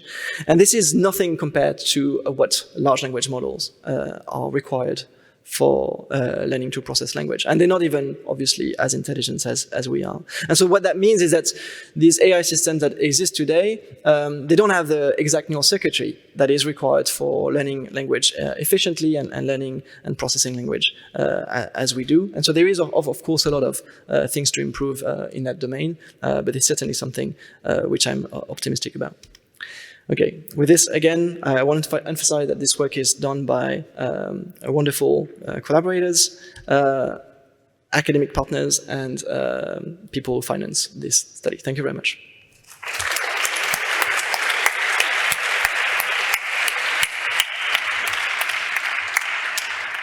Thank you very much. Very interesting talk. Jesus. Questions? Come on. Please.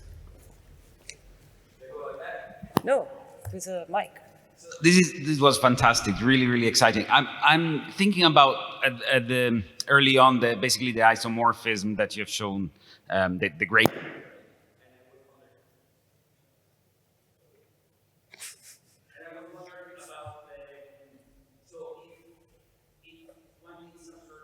Baseline time to check for the 600 hours of training, right? So in other words, what would you expect to find if you were to do the same experiment by or if you were to do the same experiment by using a dog in a scanner and see, is it a human brain or is it another brain?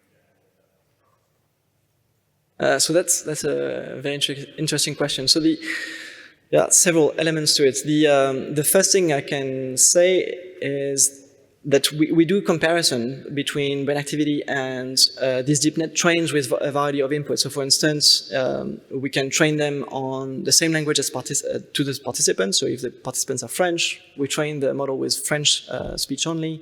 And then we do the same comparison with the same architecture, but this time train on Mandarin or on English, or on music only, or on natural sounds only without speech. And then we can do the comparison. Are the representations learned by the deep net in any way similar to the brain? And is it the case that the French neural networks, are they more aligned to the French individuals? And to some extent, you do find that most of these networks are way above chance.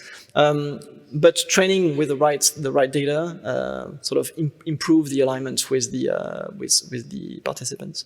The second thing that I can say that we are observing remarkable emergent properties in these networks. Like there are a lot of things like statistical regularities and like classic protocols that have been used in the fields, like oddball paradigms and all this, which naturally emerge from these neural networks. For most of these phenomena, we know that they also exist in non-animal species, so it's kind of nice to see that these models also capture it. But in principle, you could do the same analysis here to dogs or baby seals.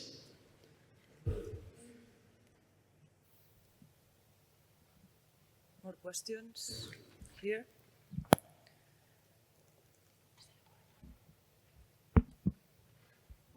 Thank you, very interesting. I have a question about the decoding of language. I don't know what do you think, how much do you think the language would affect the result that you observed? For example, did you ever work with the subjects and that, how to say, that had to do a task with a language that is not their mother tongue language? Did you think it would be different in terms of brain activity? I'm not expert about fMRI, so I don't know. I'm just out of curiosity. Or you think that would be the same results you would attain? I don't know. Thank you. Yeah, so we have not run these experiments, but some other people have investigated these kind of questions.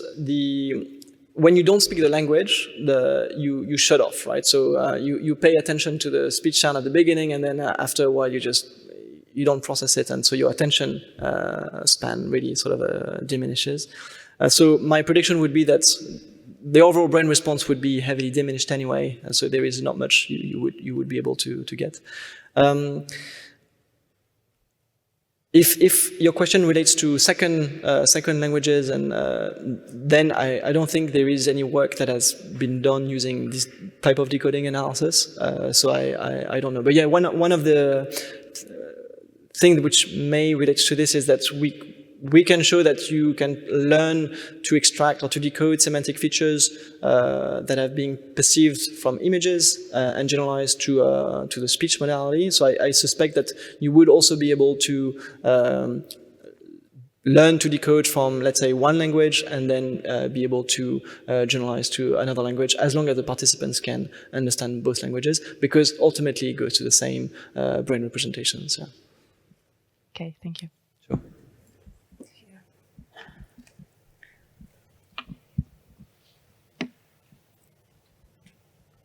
Thank you. Great talk. A little bit related to this question and related also to what you mentioned about how these models can be useful for theoretical aspects. I was wondering if there's been some work trying to use those models in patients with stroke, for example, that have aphasia, with the idea that these can also clarify a little bit more the kind of processing they use, because we know that, from the previous classical studies that they may have a lesion that affects their phonological processing or their word processing, but we don't know when they are trying to process speech, how do they process it? So not to my knowledge, but I think this is a very clear and important question that several teams have identified. So I suspect that the papers will be coming shortly. There is one study which is out from Dan Yamin's labs at Stanford, who looked at, if I recall correctly, these are stroke patients, but in the visual modality, and they do this comparison between brain activations to the perception of images to the activations of deep visual neural networks, and try to see how the lesions of the patients can be correlated with specific features or layers in the network. So I think, yeah, this kind of question starts to be approachable now, but for the case of aphasia, I haven't seen results. Other questions? No? I have a question. So regarding the recordings, so I think the tone that they listen may be important. I don't know if it's important or it's an interference. So, because you can explain a story with a very, very homogeneous tone or make emphasis whenever you read. I don't know if this is affecting the recording or the effect on your brain. I don't know if you consider that. So we haven't modeled prosody in this particular study, but a lot of people have looked into this. There is a whole literature on how prosody is used to convey meaning in itself, but also to help parsing syntax. So you use, as you say, the sort of the tonal contour to segment the constituents and segment sentences. So typically in French, at the end of a sentence, your tone goes down, and that helps you sort of have a segmentation of this compositional meaning. We haven't modeled this in this particular feature. I suspect that this is the type of features which are automatically learned by the deep nets, but we haven't demonstrated it yet. And last question, myself. Okay. So, do you think that this kind of recordings could give us a hint, for example, in a very early stage of neurodegeneration somehow? Because you have to recall a word, no? If you listen and you have to construct your story whenever you listen. I don't know if you want to apply this to, for example, to detect very, very early Alzheimer's disease, for example, no? With the entorhinal cortex, the hippocampus, and recalling all the meaning of the words and listening and processing the sound.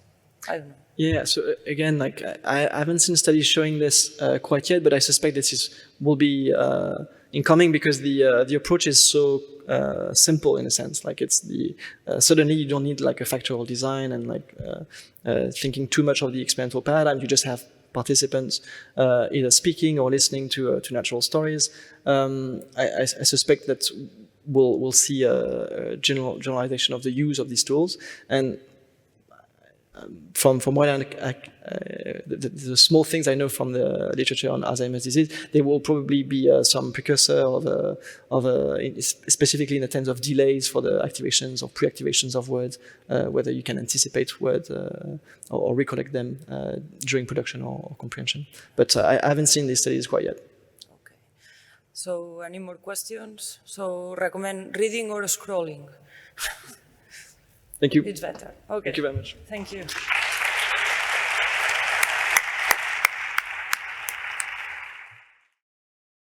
Hello, everyone. Should we start with this second session? So that's a follow-up of the previous one. So we continue with technologies. And in this case, for me, it's a pleasure to host and to invite Dr. Manuel Garcia-Garcia. He's a global lead in neuroscience at Ipsos, which is a company focusing on the research of the markets and opinions, and includes neuroscience in his research. So I think it's pretty interesting because it's a completely different view for what we researchers are used to listen in these kind of talks. And for me particularly, it's a special host because he was doing the PhD here in the University of Barcelona. So he did the PhD, we shared some courses at that time, so we know many people in the audience. And his development in the career field, it's quite different from us in here. He moved to the industry, and he focused a lot in consumer neuroscience, trying to understand how people get opinions on the market. And also he's an author of books, consumer neuroscience books, and he focused a lot on trying to understand how we can enhance diversity, equity, and inclusion in society and also in industry. So it's a pleasure for me. Please go on with the talk. Thank you. Thank you so much.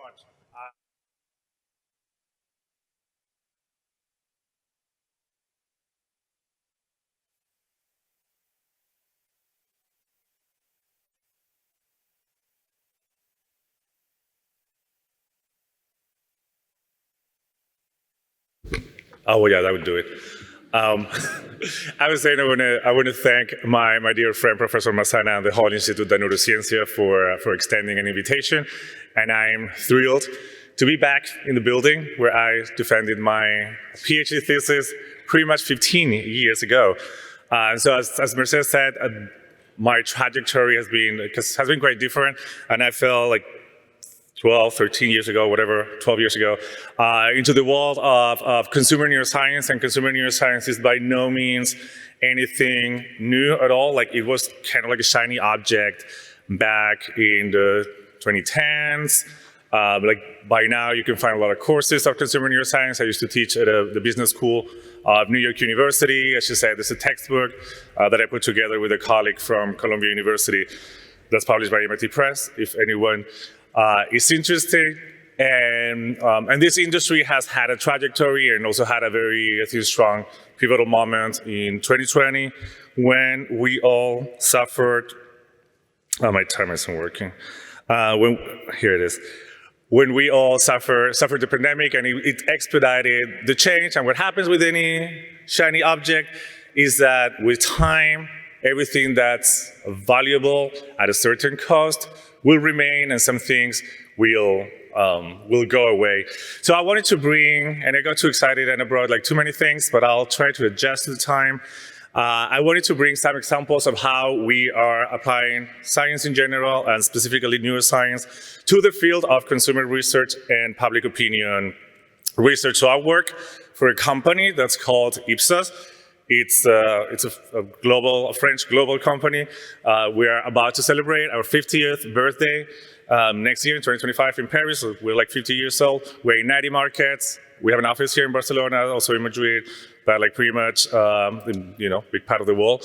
And we're like almost 20K employees at this point. And our motto is the true understanding of society, markets, and people. And that's actually like the most accurate definition of what we do, because we do work in consumer research, from advertising research to product development, like developing new innovation, market understanding.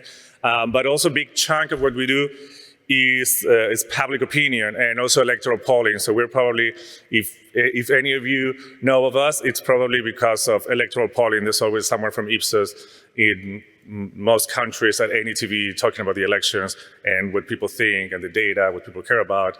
I know that, and I'll bring a little bit of that here.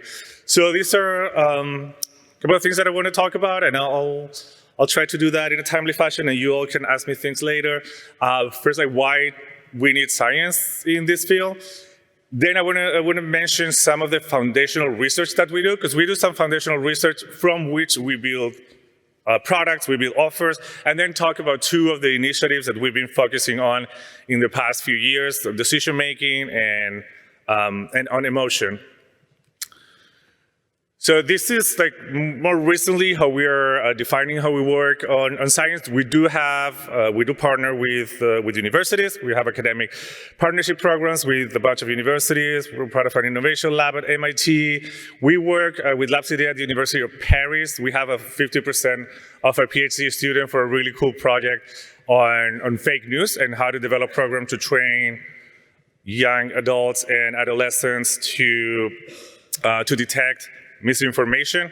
So that's like something cool that we do. And with Temple University, we're now establishing some new partnerships with the University of Chicago and also with Stanford, with big focus on our main priority now, that is synthetic data, synthetic respondents, and also like everything AI, like for everyone else in the industry.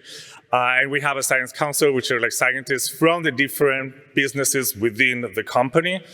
And so this is from where we get the inspiration to come up with initiatives.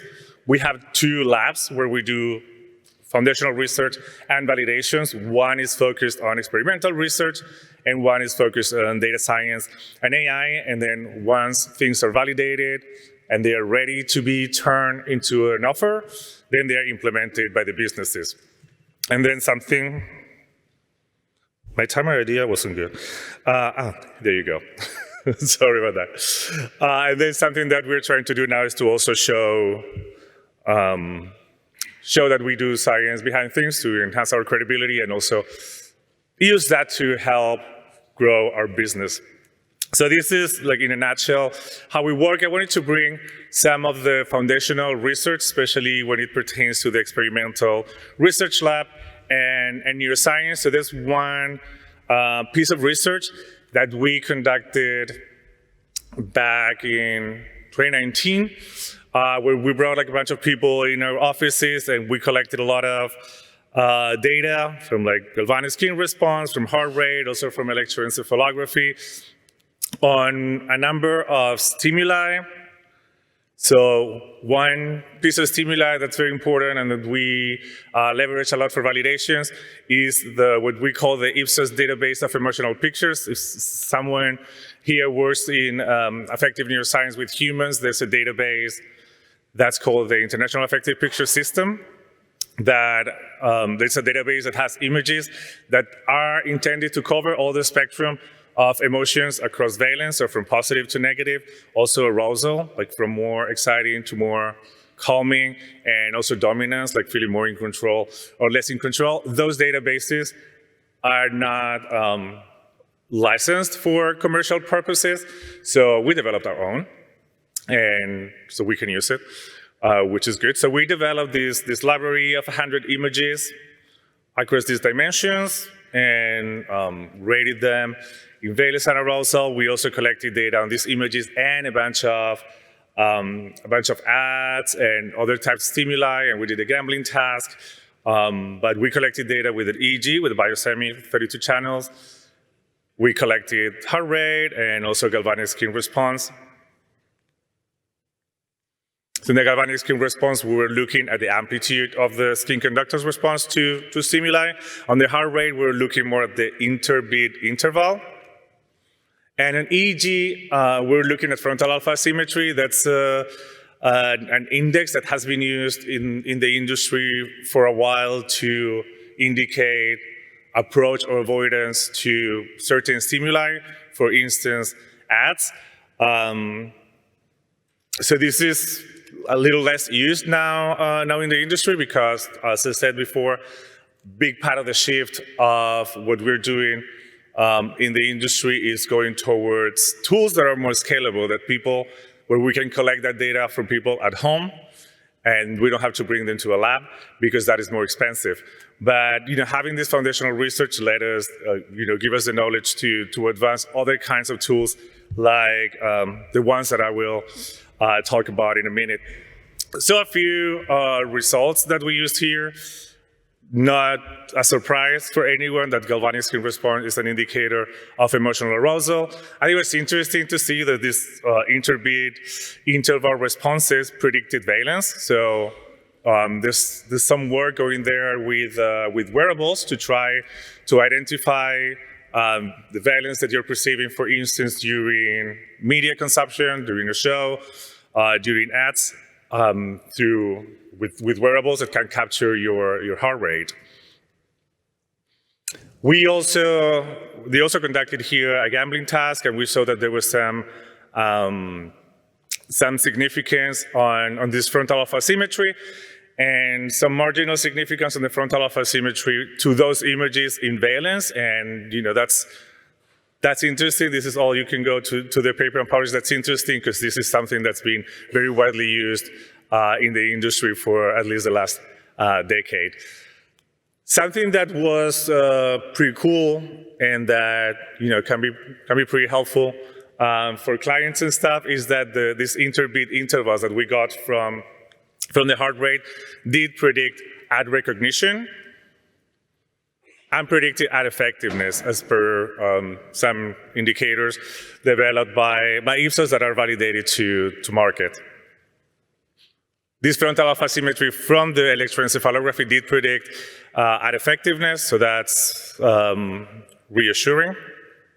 And the combination of these two proxies, the IBI and the frontal alpha symmetry, did convey a better prediction of ad effectiveness.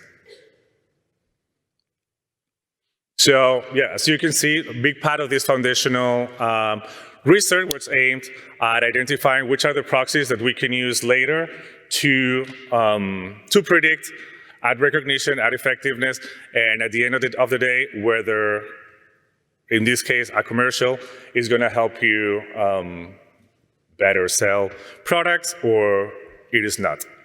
So this is all published in Psychology and Marketing if you want to go and look at it at more detail. But my point of bringing this here, because none of this is directly a product that we sell or offer, but a lot of this foundational research are things that we can use when we conduct validations in our experimental research labs, because often we license algorithms and we license, for instance, facial recognition, codes to identify emotions on people's face through the webcam, and we need to validate that those things are measuring what they are supposed to measure. So we can use this foundational research to validate those things and have the assurance that what we are providing, it has all the validity and all the stamps that it needs to have. So now we need to move to one of the things that we have been developing lately that's actually pretty cool. So a few years ago, we were mandated to develop a model in decision making. So there's, I don't know if you guys are familiar with the late behavioral economist Daniel Kahneman, who got a Nobel Prize, and he describes decision making as two different systems, system 1 and system 2, system 1 being all the automatic decisions, all emotionals, and system 2, more deliberative decisions. So this was very widely adopted by the consumer research industry, and it was very widely adopted in a very oversimplified manner. So obviously, what Kahneman was explaining is like pretty fantastic and accurate, but the interpretation that was taken in the industry was not. So we were mandated with creating, a decision-making model that was more accurate, but also more digestible. And as you can see here, we failed miserably because this is not simple. this is a mess. But basically what the big difference and what we wanted to convey here with the dynamic decision-making model is that there are no two buckets of how our brain works in terms of decision-making, but our decisions range on a continuum from those that are more automatic to those that are more deliberative. But that part of the framework did help us develop our understanding behind some of the things that we do. Like, for instance, detection of cognitive conflict. Like, if we are approaching the deliberative, it's because we are creating cognitive conflict, and therefore we're closer to induce a behavioral change, a change in our decision. So there are like different things that we've developed from there, but something that I think is kind of cool is that we took the research that exists on mouse tracking during a binary decision. You might be familiar to this, but it's cool because it exposes the time course of real-time decision-making. So with the mouse tracker, you have two options, and you're tracing the whole path of this decision. So we took this research and these ideas and tried to implement it into something that's more scalable. So then we created an app to track decision-making. That's the Ipsos decision process tracing tool that has just been patented in the US. And the idea is to bring this mouse tracker situation to a mobile, to a cell phone, to make it more scalable. So it has some complexity because the mouse tracker, you're tracing the whole thing. On a cell phone, if you tap, you're not tracing anything. So we had to create a ball that you take to a point, and then the options show up, and then you're actually capturing the whole decision process in real time. So it'd be like, here, I'm buying brand A, and then the KPI, the metric that we take here is the largest deviation, the maximal deviation from a straight line. And that's showing the level of cognitive conflict, the level of hesitation towards my decision, and then how close I am to switching my decision. So as I said, we had to apply that and implement it on a cell phone. And that has its complexity. So the way we did it is to create a ball at the bottom of the cell phone, of the square, that had to cross a line. You cannot stop and when you cross the line, a stimulus appears. So in this case, you have to choose that banana is a fruit or a vegetable. That banana would appear when you cross that line. But then you cannot stop there, because if you stop there and then you decide this is a fruit, and then you do a straight line, but you've been deciding, so we're not tracing that decision. It has to be very quick. After that appeared, we did research to identify what's the right time frame, and I think we settled at like 500 milliseconds, and after that, your trial is not valid. So we have to train people to do that, but it's actually, like with a couple of trials, they get trained, and they know how to use it, and it's, it's pretty fine. So that's how we develop it. I'm going to talk about one example of research that we did. So let's say here you have, you're going to have decision about what brand of sneakers you want to buy. And your most often purchased product, just the shoes you go buy always, are Adidas. And then there are other brands that you would consider that you don't buy often, but you could consider, like Nike, Reebok, Jordan. And then there are other brands that you know exist, but you do not consider, like Converse, Under Armour, and these two that I don't know. So how do we know, first of all, that it works? We'll see. So what we did here is first to have all the paired choices of all of these brands. Then we have an intervention, and this intervention, what they're doing is to have like a reflection of the things that I don't like about the brand that I buy. So before that intervention, we assume that we're always going to choose the brand that I buy. And then after that intervention, maybe some people will change their behavior and will choose one of the other brands that are considered. So when we compare Adidas, which I always buy, and I actually do, versus those ones that I consider, being Nike, etc., there's high conflict, because I do consider, I'm going to choose Adidas, but I do consider the other one, so that's higher conflict. When I'm comparing Adidas with the ones that I'm aware of, but I don't buy, the conflict is low, because there's no question that I'm going to buy Adidas. So we know that it detects the level of conflict. But then what's more interesting is that on the people that this conflict was larger, those are the ones that after the intervention, they switched their behavior.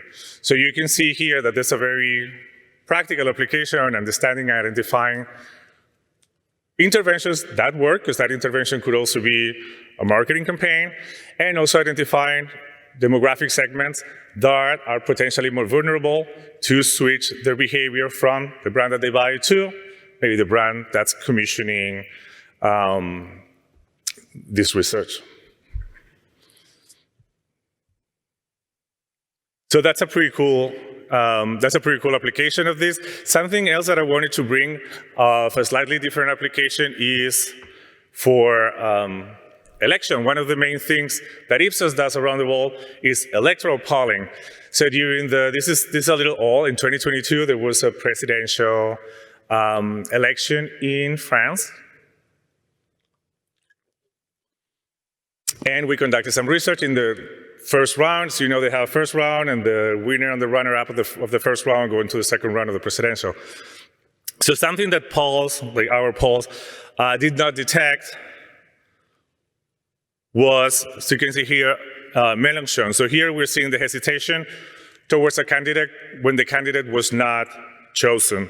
So here you can see Macron, obviously, but then also Mélenchon. And Mélenchon was a phenomenon there that was very, very close to Marine Le Pen on the first round, and the polls did not detect.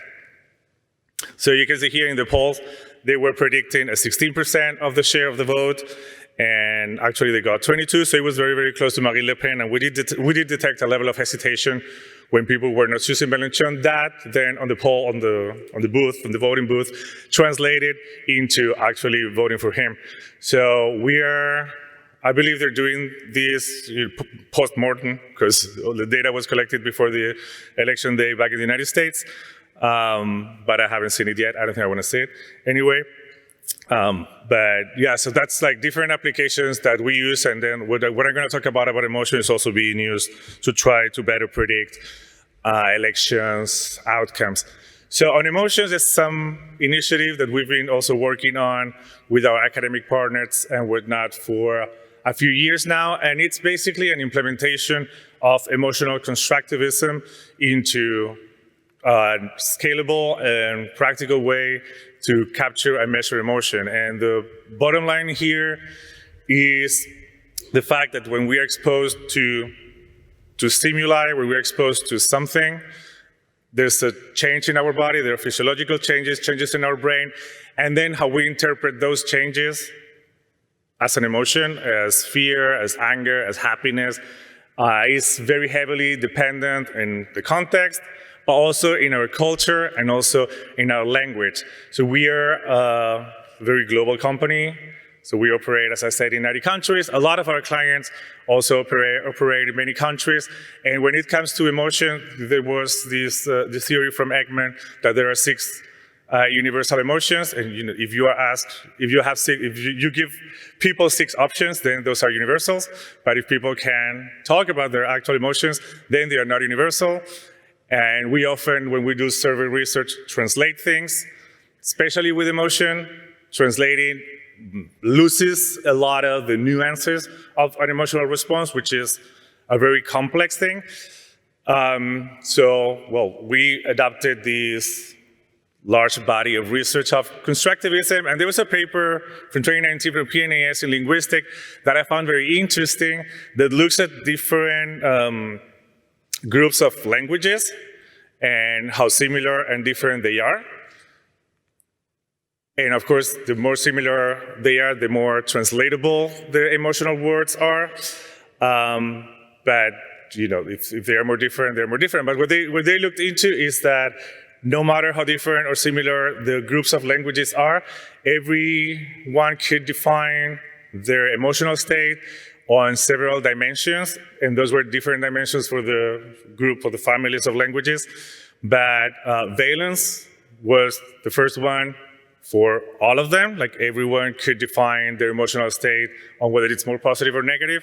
And arousal was the second one for all of them. So everyone could define whether their emotional state was more intense or weaker.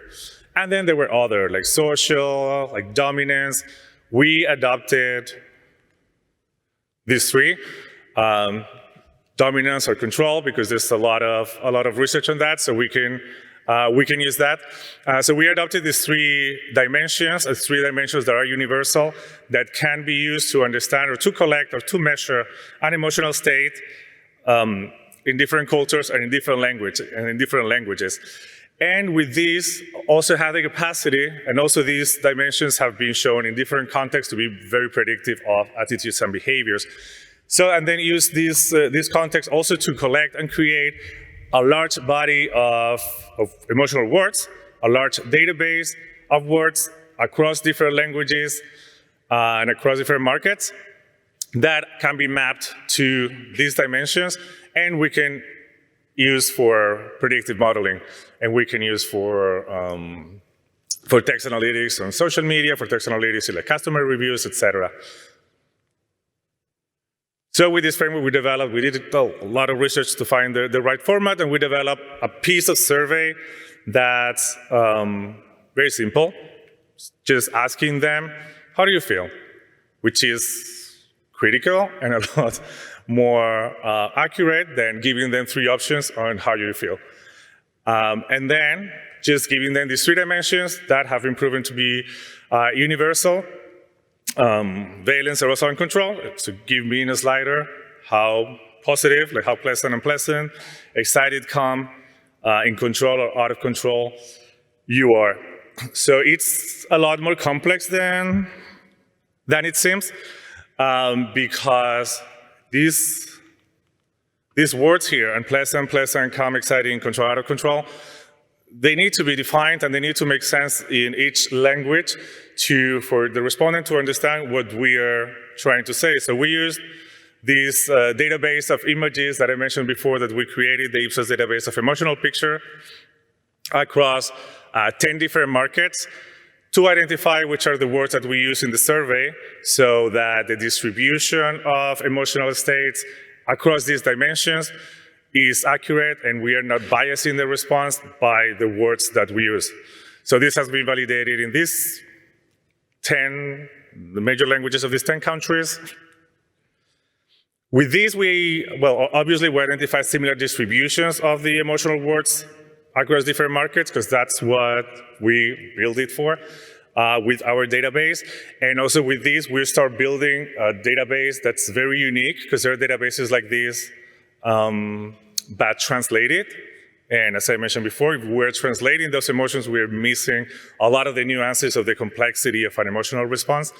But yeah, first we see a similar distribution, but we also see very interesting differences. So for the most universal emotion that could exist, that is happy, even if we compare happy in the US and Zaid, happy in Arabic in Saudi Arabia, we see that in terms of valence is the same, like it's as positive in the US as it is in Saudi Arabia, but it's like 20 points more intense in arousal in Saudi Arabia than it is in English in the US. So, if we were just translating, we would be missing a very significant nuance of this emotional response. We can also look at cultural differences to one stimulus. So this is one of the pictures of the database. That's a graveyard. And you can see the distribution of emotions that they use in the US, in France, and in China. In China, it's always very negative and kind of quiet. In the US, it's kind of quiet from negative to positive. And in France, you see it more all over the place. So that's also an interesting application. So I wanted to bring, just to close, one example of one piece of research that we recently conducted this year with Google, with YouTube. And they wanted to identify which are the emotional responses of ads on YouTube that predict long-term brand effectiveness. So long-term brand equity, a relationship between the viewer and the respondent and the brand, but in the long term. And we have a KPI, we have an index for that. So here what we did is to combine our standard tool for ad evaluation that also includes facial coding, the coding of facial emotional responses through the webcam. We use this very brief part of survey that is the Ipsos emotion framework. We also used Ipsos Bayesian nets to model, you'll see how the emotions relate to each other. Just very briefly, so we found that valence alone explained 28% of the variance. But what's interesting is that we also identified which are the emotions that are the most predicting of long-term brand effectiveness. And we found those to be empathy and surprise. What's really cool when we model using the Bayesian nets, the different emotions, how they relate to each other. So here we can see which ones are, excited is more connected to happy. If you're more excited, you're more likely to be happy. If you are happy, you're less likely to be bored. So logically, you have the positive on one side and the negative on one side. But then we found like two bridge emotions that are like empathy and surprise. And that's very interesting for the strategy of creative development. Most of the creative and ads that you see, they play with the negative emotions or they play with the positive emotions.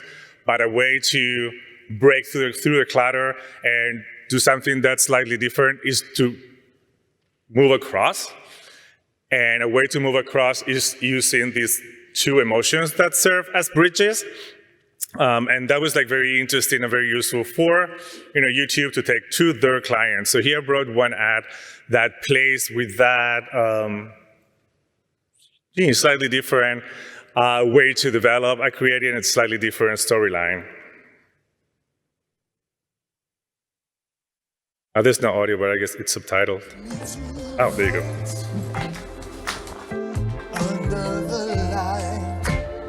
Well, hello. Ladder. Life insurance so good, they're gonna want you dead. I'm okay, guys. But seriously, intentionally killing a policyholder will void all life insurance benefits. well, it's not an easy industry, right? It's, it's complicated to break through clarity. It's a fantastic ad. So yeah, it did. That ad worked pretty well, but I wanted to show how the insights from that study can bring a different way to approach the development of a creative. And with that, I close this a bunch of work that we've written on podcasts and stuff on the work around emotion. So happy to share more. And with that, thank you very much. It's been a pleasure to show you this work today.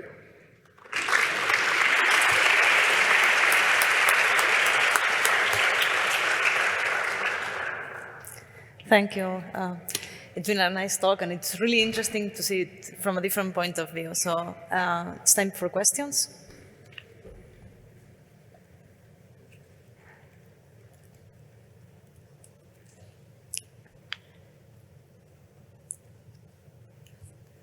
I guess it was everything clear. So I have some questions. No, but you can think about other questions. So in this emotional framework where different countries, they have different sensitivity of the how you tackle then the advertisements or how you can modify them so that they are similar for the different countries. There's a lot of strategy behind that, because if you're going to like translate an ad, that's going to be a lot cheaper than if you have to make significant changes. So that's having this insight and having this knowledge of like the emotions that are being evoked in the respondents in this demographic or in this market are like this different from this one, and then you're gonna expect a different result. Then they can calibrate how much they want to spend on modifying the creative to reach a population in a more adequate manner. So that's up to them, but like I think that helps like modify the message to make it more accurate and more effective to a specific population. And so I understand that you use the neuroscience to build these models and like that's your base of information, but is it neuroscience research using this information from consumer neuroscience to apply it for research? Like, because for example, in psychiatric disorders where emotions are kind of important there, are they using these kind of strategies to assess the symptoms, for example, of the disorders? Yeah, so can we use it the other way around? So like for a proper research to make equality in the research throughout the world? Yeah, I'm pretty sure, and I'm pretty sure there's some research around that, because this is all based on constructivism and applied for the different use cases that we have at Ipsos. But the whole body of knowledge of constructivism is being used in other areas as well. Obviously, a database like what we're developing, I don't think that exists, but I'm sure we would be happy to share. But we should then, I guess, right? Yeah. Okay. Any other question? Okay, so if that, thank you very much.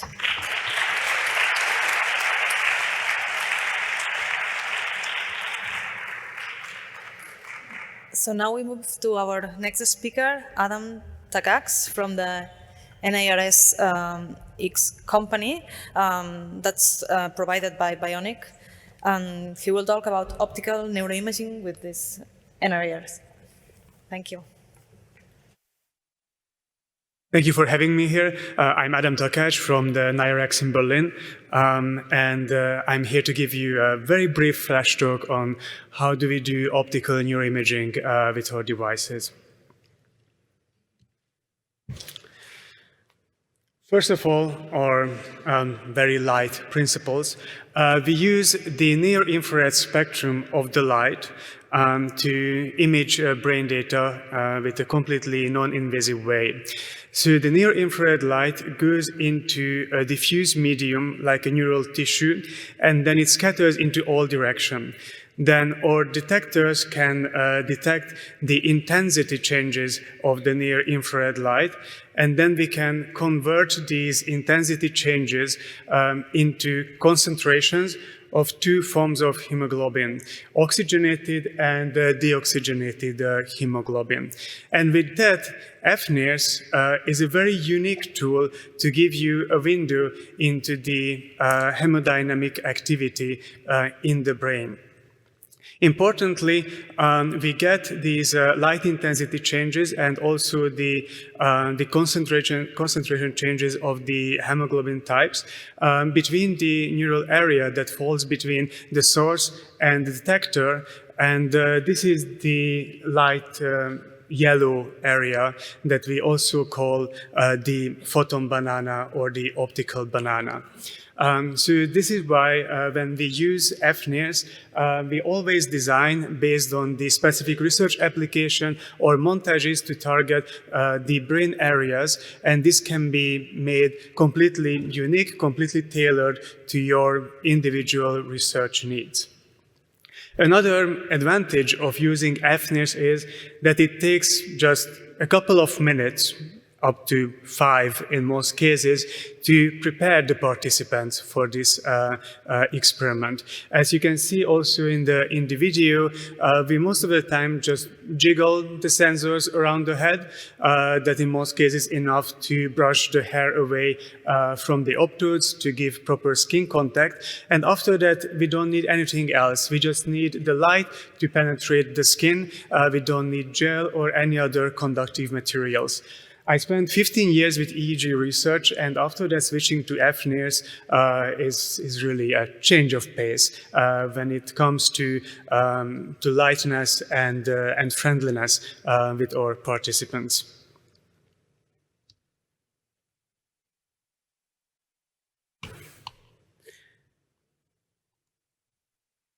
And then I would just like to briefly highlight why to choose NIRx, which are the applications when NIRx is, we believe, the best tool to provide neuroimaging data for your research or other type of applications. It is safe, silent, and comfortable. This is why it's usually the first choice for people who are coming from infant research, but also more and more people turn into NIRx who are working with sensitive populations, especially in clinical, psychiatric, or neurological settings. It's resistant to movement artifacts. You don't run into the same kind of problems as you do with EEG or fMRI research, because the optodes should be well placed, they shouldn't move, but the participant itself can move however they want. This is why if you want to study real ecological settings, you want to move outside of the laboratory to see how participants navigate in the real world, how to solve real life problems, or you're interested in movement research, you want to study sport physiology, then NIRx is the best available tool that we can offer at the moment. It's very flexible. It can be used in a diverse range of environments, and we can proudly say that with NIRx devices, also with a diverse range of participants, we can accommodate all type of skin and hair types with the different solutions, so you can truly conduct inclusive research and not just rely on the typical weird population that is very typical in behavioral and psychological research. As I mentioned, having these two measures, oxygenated and deoxygenated hemoglobin, makes you one step forward than conducting typical fMRI experiments. And this is why a lot of laboratories around the world are now very excited of our MR-compatible NIRx devices. So in this way, they can validate the relationship between the fMRI bold response, which is mainly dependent on the oxy signal, and how is it related to the complete dynamic of the hemodynamic response, including both the oxygenated and the deoxygenated hemoglobin. And finally, it's only light. We don't really rely on electromagnetic properties, and this is why it's the easiest tool to integrate into multimodal settings. We can integrate NIRx devices into any kind of EEG, but also we have specific solutions for FNIRs combined with TMS, FNIRs combined with fMRI, and all other combinations that you can just imagine. We have a whole group of very excited consultants in Berlin and Orlando, and we are always ready to help you bring your research from the moment of installation and basic training really to the end of the publications. We are aware that FNIRs is still an emerging technology, and this is why it's NIRx's mission to help the researchers around the world who are using this technology as much as we can.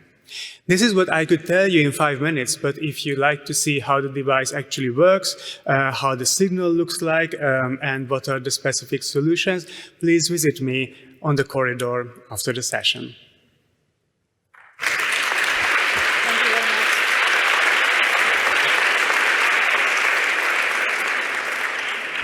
Thank you very much. And now it's the turn of Esperanza Jubera from the Bitbrain, Spain. Which, if I'm not wrong, it's a spin-off of the University of, or it started as a spin-off on the University of Zaragoza. And she will talk about the digital neurotherapeutics for cognitive deterioration. Thank you. Thank you very much, Merced. Thank you very much to the organizers for inviting us, and thank you all for staying for this talk. So I'm going to give you a glimpse of what we do in Zaragoza, very close to here, beautiful place. I invite you all there. Digital neurotherapeutics. What do we talk about when we talk about this? It's any solution that its goal is to prevent, to treat, to manage health conditions based on software. For this, we develop software boosted, as we call it, as steroids that are the artificial intelligence. And we also build hardware because our goal is to reach every person that needs good quality signal, manage the health issues, even if they are living in somewhere close to the Pyrenees in a small village. This is a kind of the idea that we have. We want to build a digital center that transfers the information from the home of the patients to the physician dashboard. So for instance, what we do are things like this, sleep studies, in which we train, we have developed a cohort of 130 people that slept in our labs with the typical polysomnography technologies and also the band. You have also these bands at the corridor, so you can check them out. These are a smart textile. They're a combination of silver, so they can transmit the EEG signal just with very simple setup. So people sleep with this and with the polysomnography, and we could label the sleep night. So we could label the quality of the night and the hymnogram through the classical hymnogram, the classical polysomnography, and also transfer this to the band, so the labels that we got with the experts that label the recordings of the polysomnography to the band, and we got an agreement that was even higher than 3 experts together. We also have a paper on this. I want to make you aware that nowadays around 60% of the worldwide population suffer or will suffer from a disorder related to the brain. Specifically, I want to focus on cognitive decline. This is the AD continuum. People that are older than 50 years old, 20% of them are already in this continuum, starting from pre-symptomatic stage.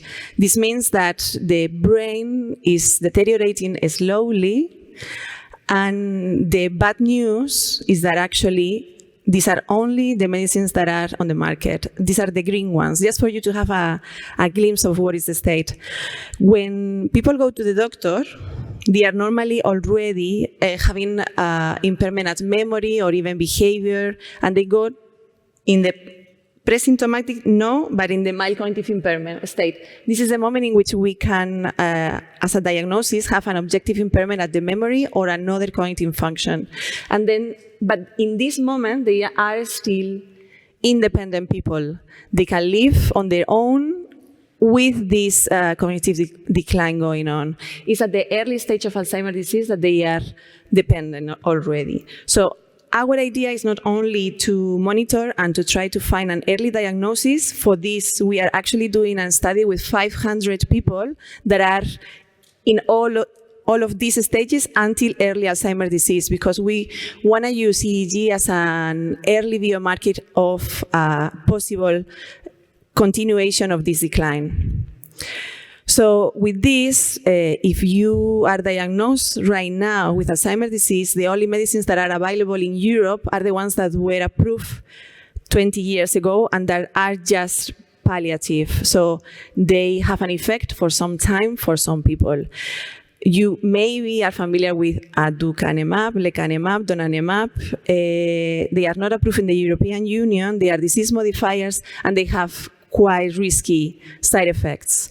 What I can tell you is that we were in a conference 2 weeks ago that was called the Clinical Trials for Alzheimer's Disease, and one of the nicest and I think the most potential treatments that are now being under research are coming from neurotechnological solutions.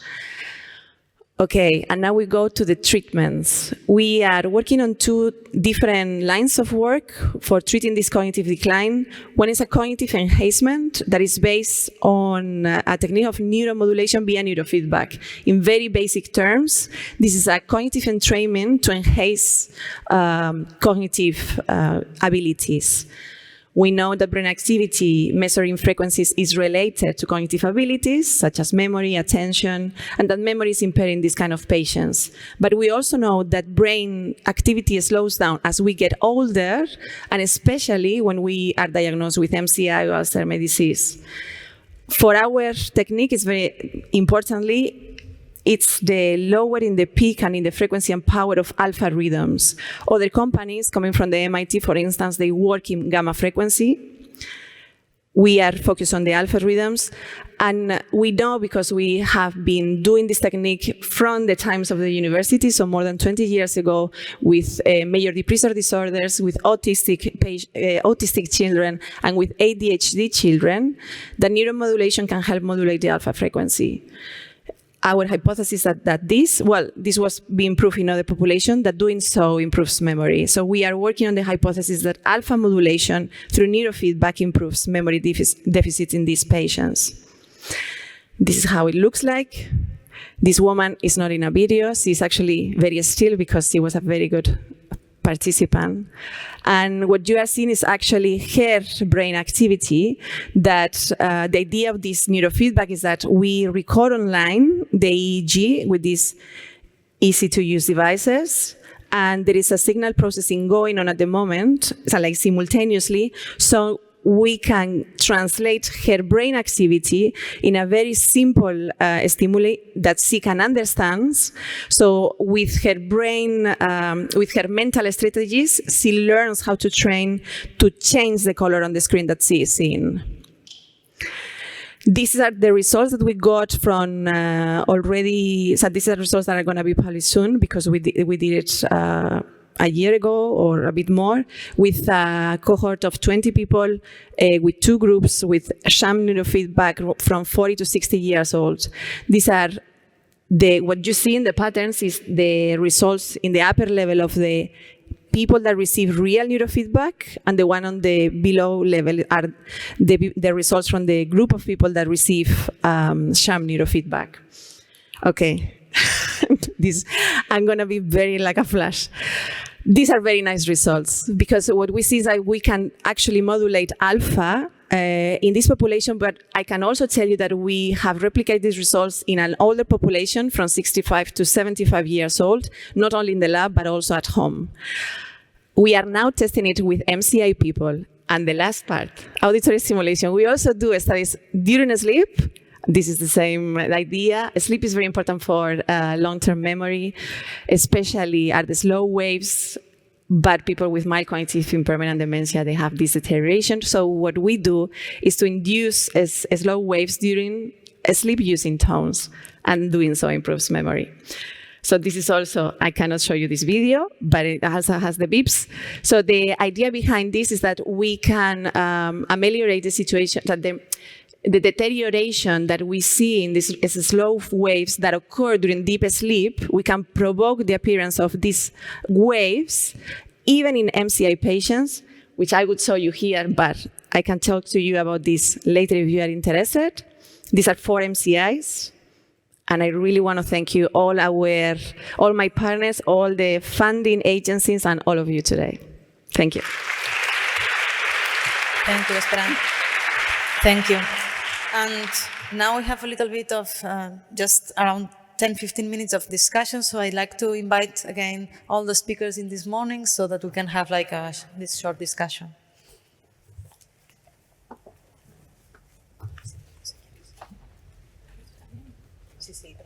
Solo 6-5 me quedo de pie.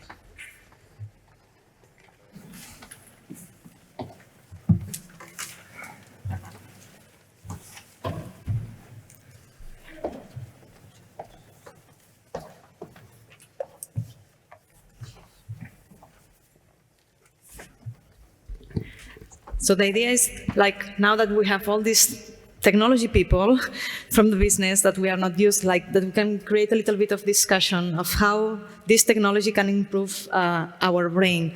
And so if you have questions, you can raise your hands and we can have a more dynamic discussion. But I would start just asking them, like if you can summarize, like in a short sentence, which are the advantages of knowing the brain, so that the research that we usually do in basic research, how can help a little bit in your companies?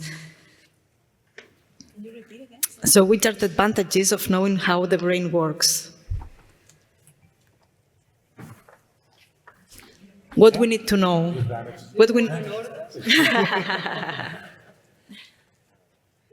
I can start. If you work as I'm not on the technical development, but on the implementation application use, and I think like the big advantage of knowing how the brain works is that I have a job. So that's good, but like in the world of consumer research and public opinion research, we can better identify and develop products that will capture what we need to capture, and also develop campaigns that go to the places where it's more effective. So we know how to make things more effective.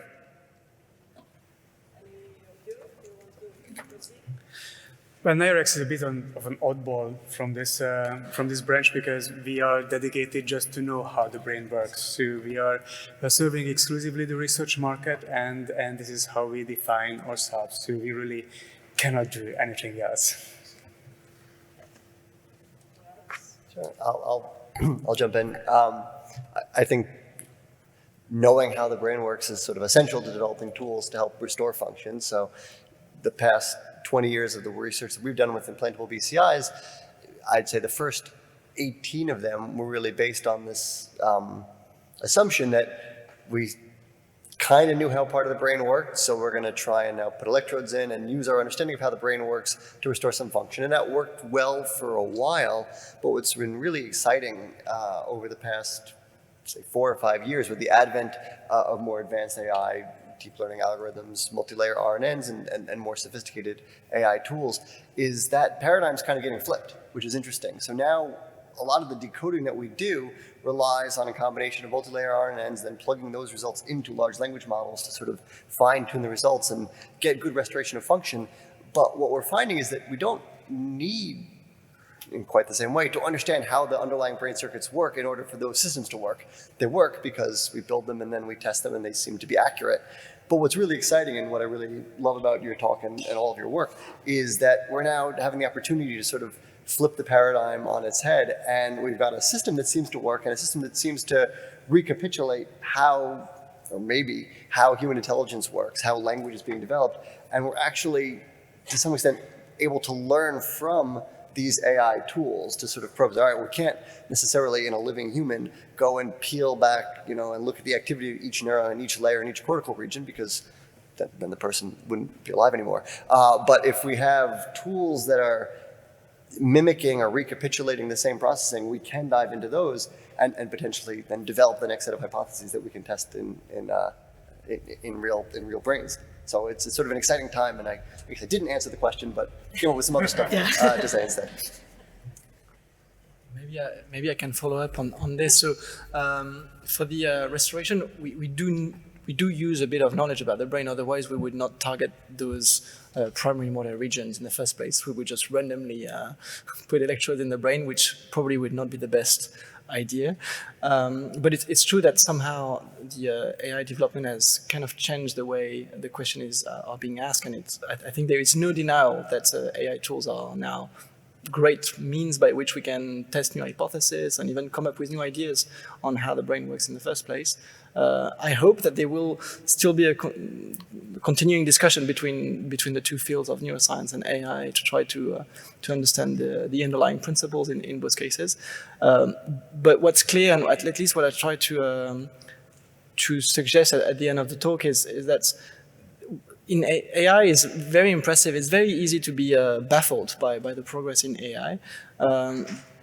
But to some extent, it's also super dumb, right? It uses so much data with such a huge like energy cost. It's a bit ridiculous in a sense, and like I hope that neuroscience at large and cognitive science will be able to help guide the development of AI in that way, and like for fundamental purposes, but also of course for all of the clinical application that ensue.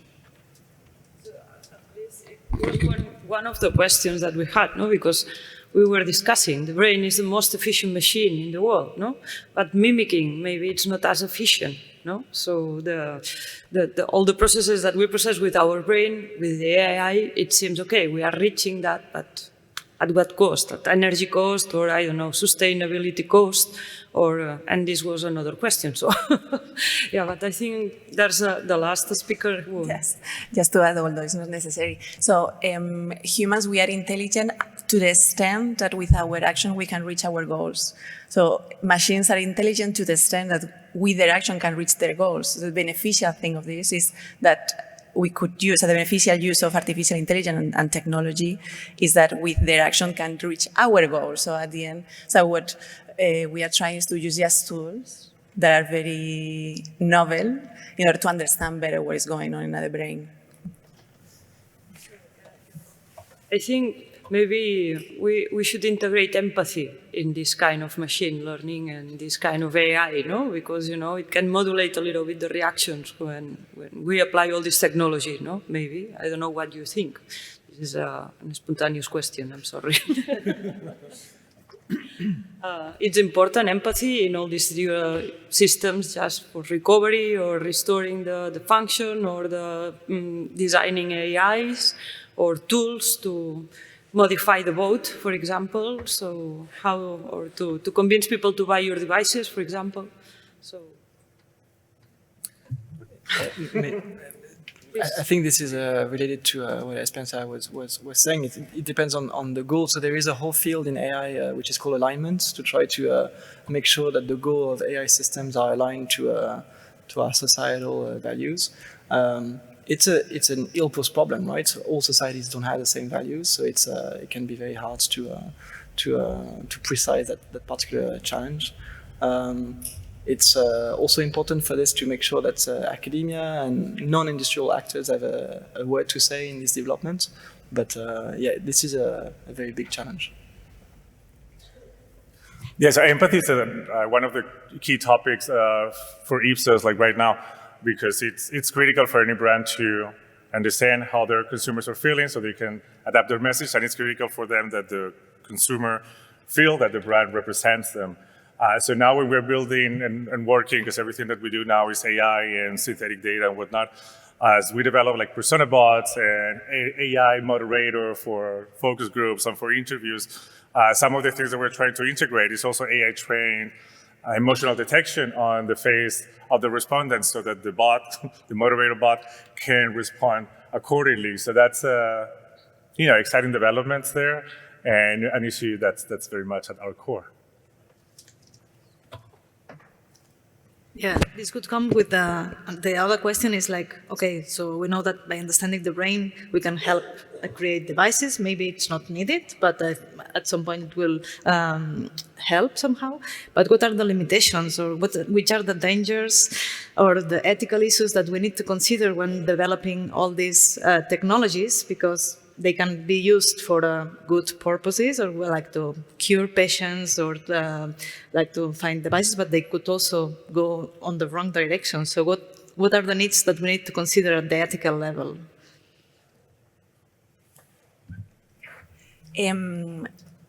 I was in a discussion about this like on Monday about technology, artificial intelligence, neurotechnology, and inequalities.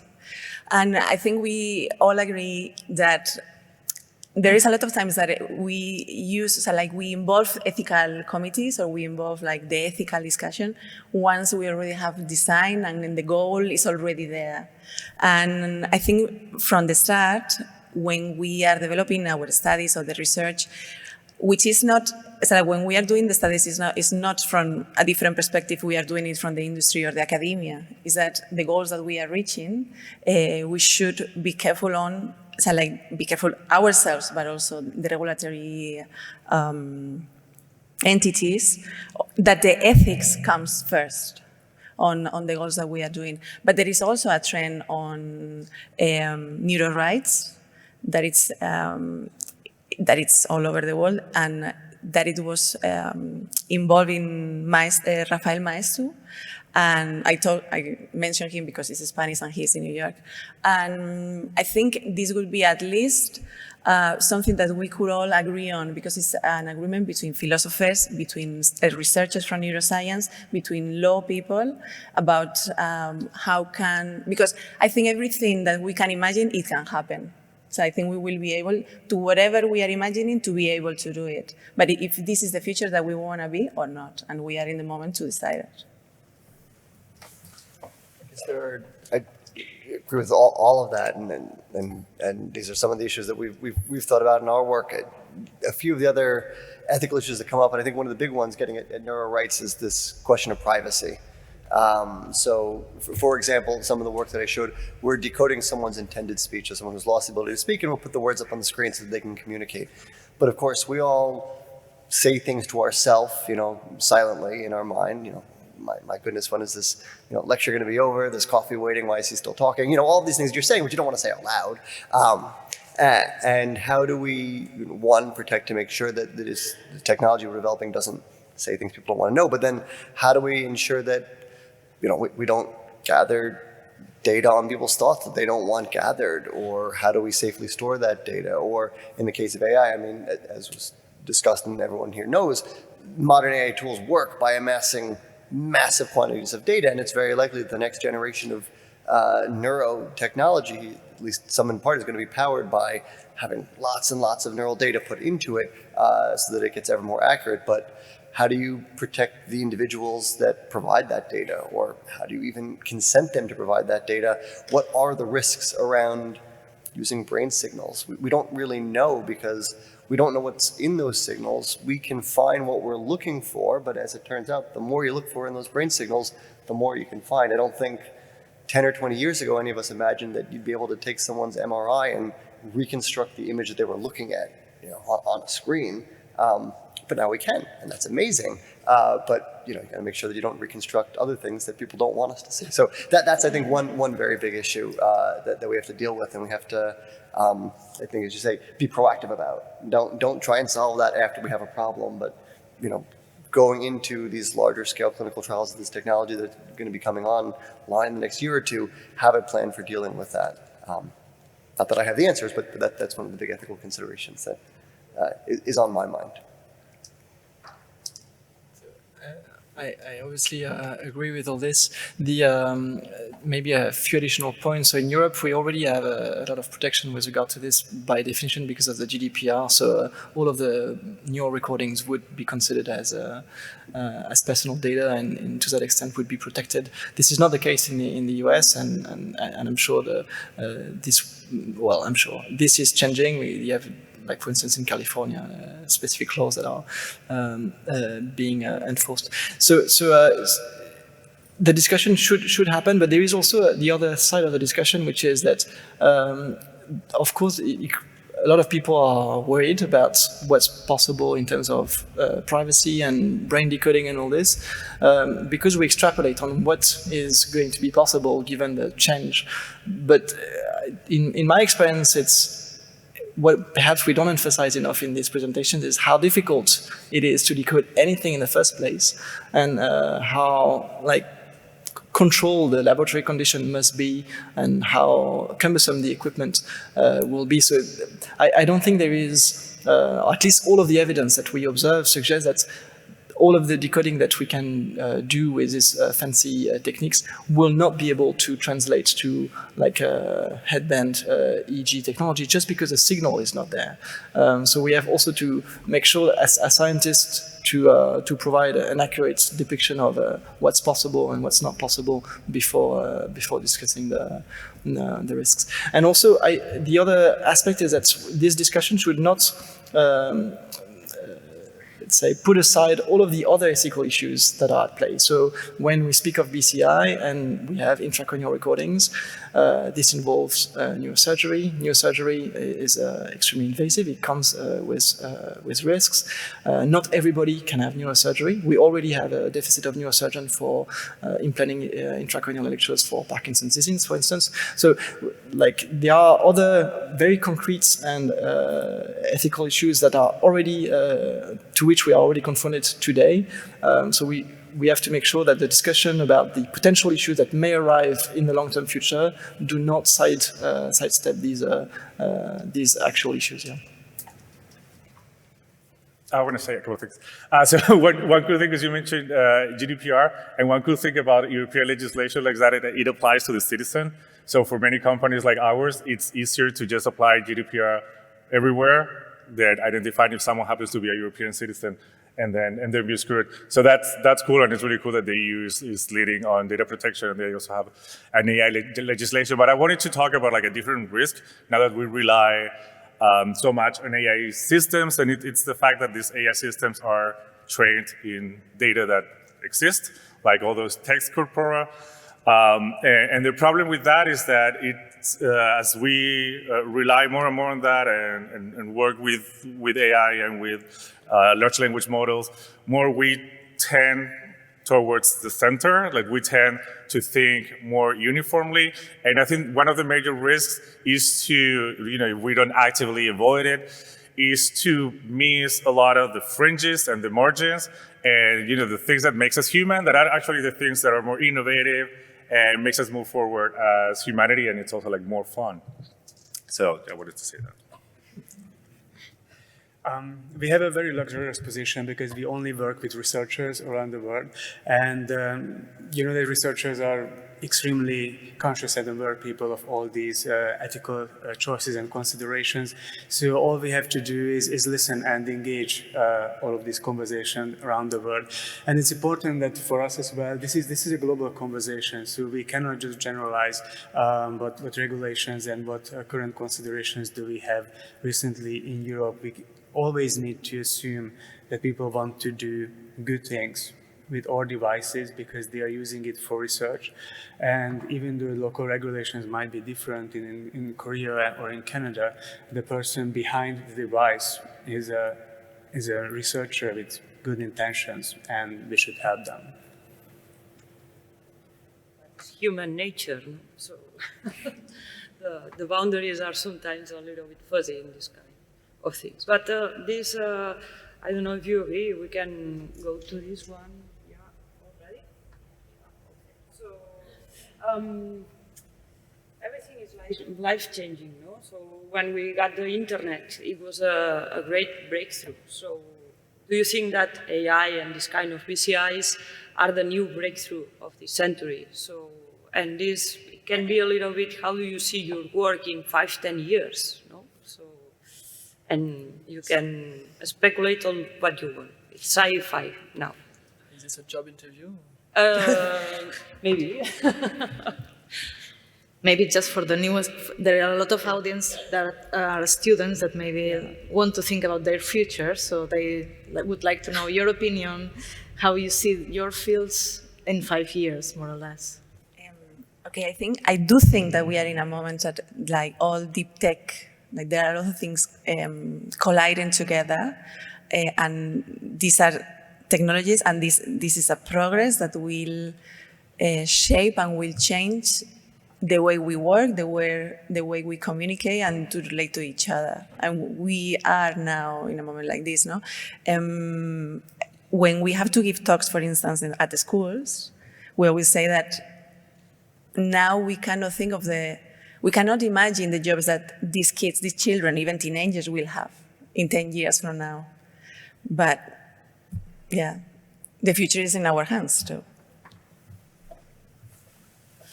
I don't think we can define what's going to happen in 10 years because things are moving really quick. I do think it's like one of the most transformational things of the century. Like, I remember working like late 2022 on the metaverse, and then 1 month later, no one knew what the metaverse was. The Oculus like there getting dust. And all we do is Gen AI and AI systems. I think in my industry, working in a survey company and a panel-based company, one of the risks is that people are going to get or are getting excited into using AI and LLMs to create synthetic data.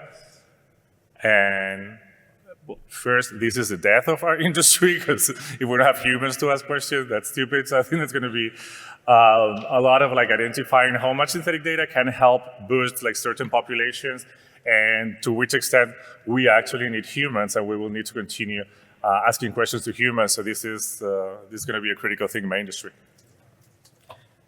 I really want to believe that it will be a life changer in many situations when it matters. But in most aspects of life, I don't think that it would matter, even though we are creating wearable devices and real-time analysis software for that. So we see these developments. It's important when it has a clinical application. It's important when it has an application in rehabilitation. But I do not believe that people will be excited just to have an FNIRs device on their head to switch on the lights in their living rooms. So all these very banal applications are kind of ridiculous from this point of view. I think I was sort of, I don't want to say thinking the same thing, but I was thinking along very similar lines. I think from a clinical application, I think this technology is going to be transformative. At least I hope so. I'm sort of banking my career on it. But I think, you know, treatment for people who have lost communication or people with paralysis, I think this is going to be transformative. And I think it's going to have a big impact on that population, but I don't think that that's going to necessarily be up there with the internet in terms of changing all of our lives. Most of us in this room, if you don't work with people with paralysis, you may not have heard of what a Tobii Dynavox is. And it may be that in 10 years that doesn't exist anymore because this technology works better, and that would be transformative for the people who get to use it, but again, wouldn't impact all of us. The question of when we move from BCI and neurotechnology for the treatment of symptoms or the restoration of function towards this more general concept that people think about BCI for enhancement. So people who don't have neurologic disability signing up to get a BCI to somehow make them better at what they do. There's a lot of sort of forward-thinking individuals who have put forth theories about how this might be applied. I'm a little less excited about it. I think there's probably a limit to how much virtual stuff we all want to do. I mean, we're all here in a room together talking, and it's sort of a lot more fun than when we all did it on Zoom for 2 years straight, right? And there's a reason we stopped doing that, even though we're, you know, having to get hotels and fly in airplanes and all. So I think just my thought. I think it's going to be, I hope it's transformative for patients. And I guess we'll see whether or not it's got a wider impact. I could be wrong. Maybe we'll all be, you know, just sitting wearing FNIRs caps in a couple of years, doing everything from home. Yes, I mean, I completely agree with this. I don't think BCIs are going to be on the global markets and change our life, except perhaps for many types of patients. There was a second part to your question, which was about AI. So AI, I think, is clearly changing many parts of our society, of our industrial landscape. And there are a lot of risks associated with this change, but also some opportunities.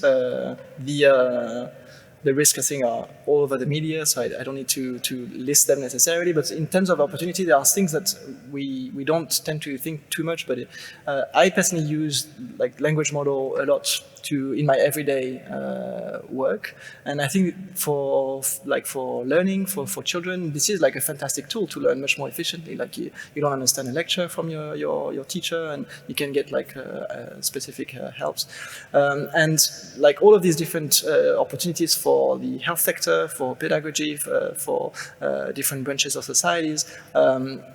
Could only exist if the models are open source and available and changeable by multiple actors. So I don't know how the future will be in 10 years, but I at least personally I will try to push for all actors to remain open as much as possible.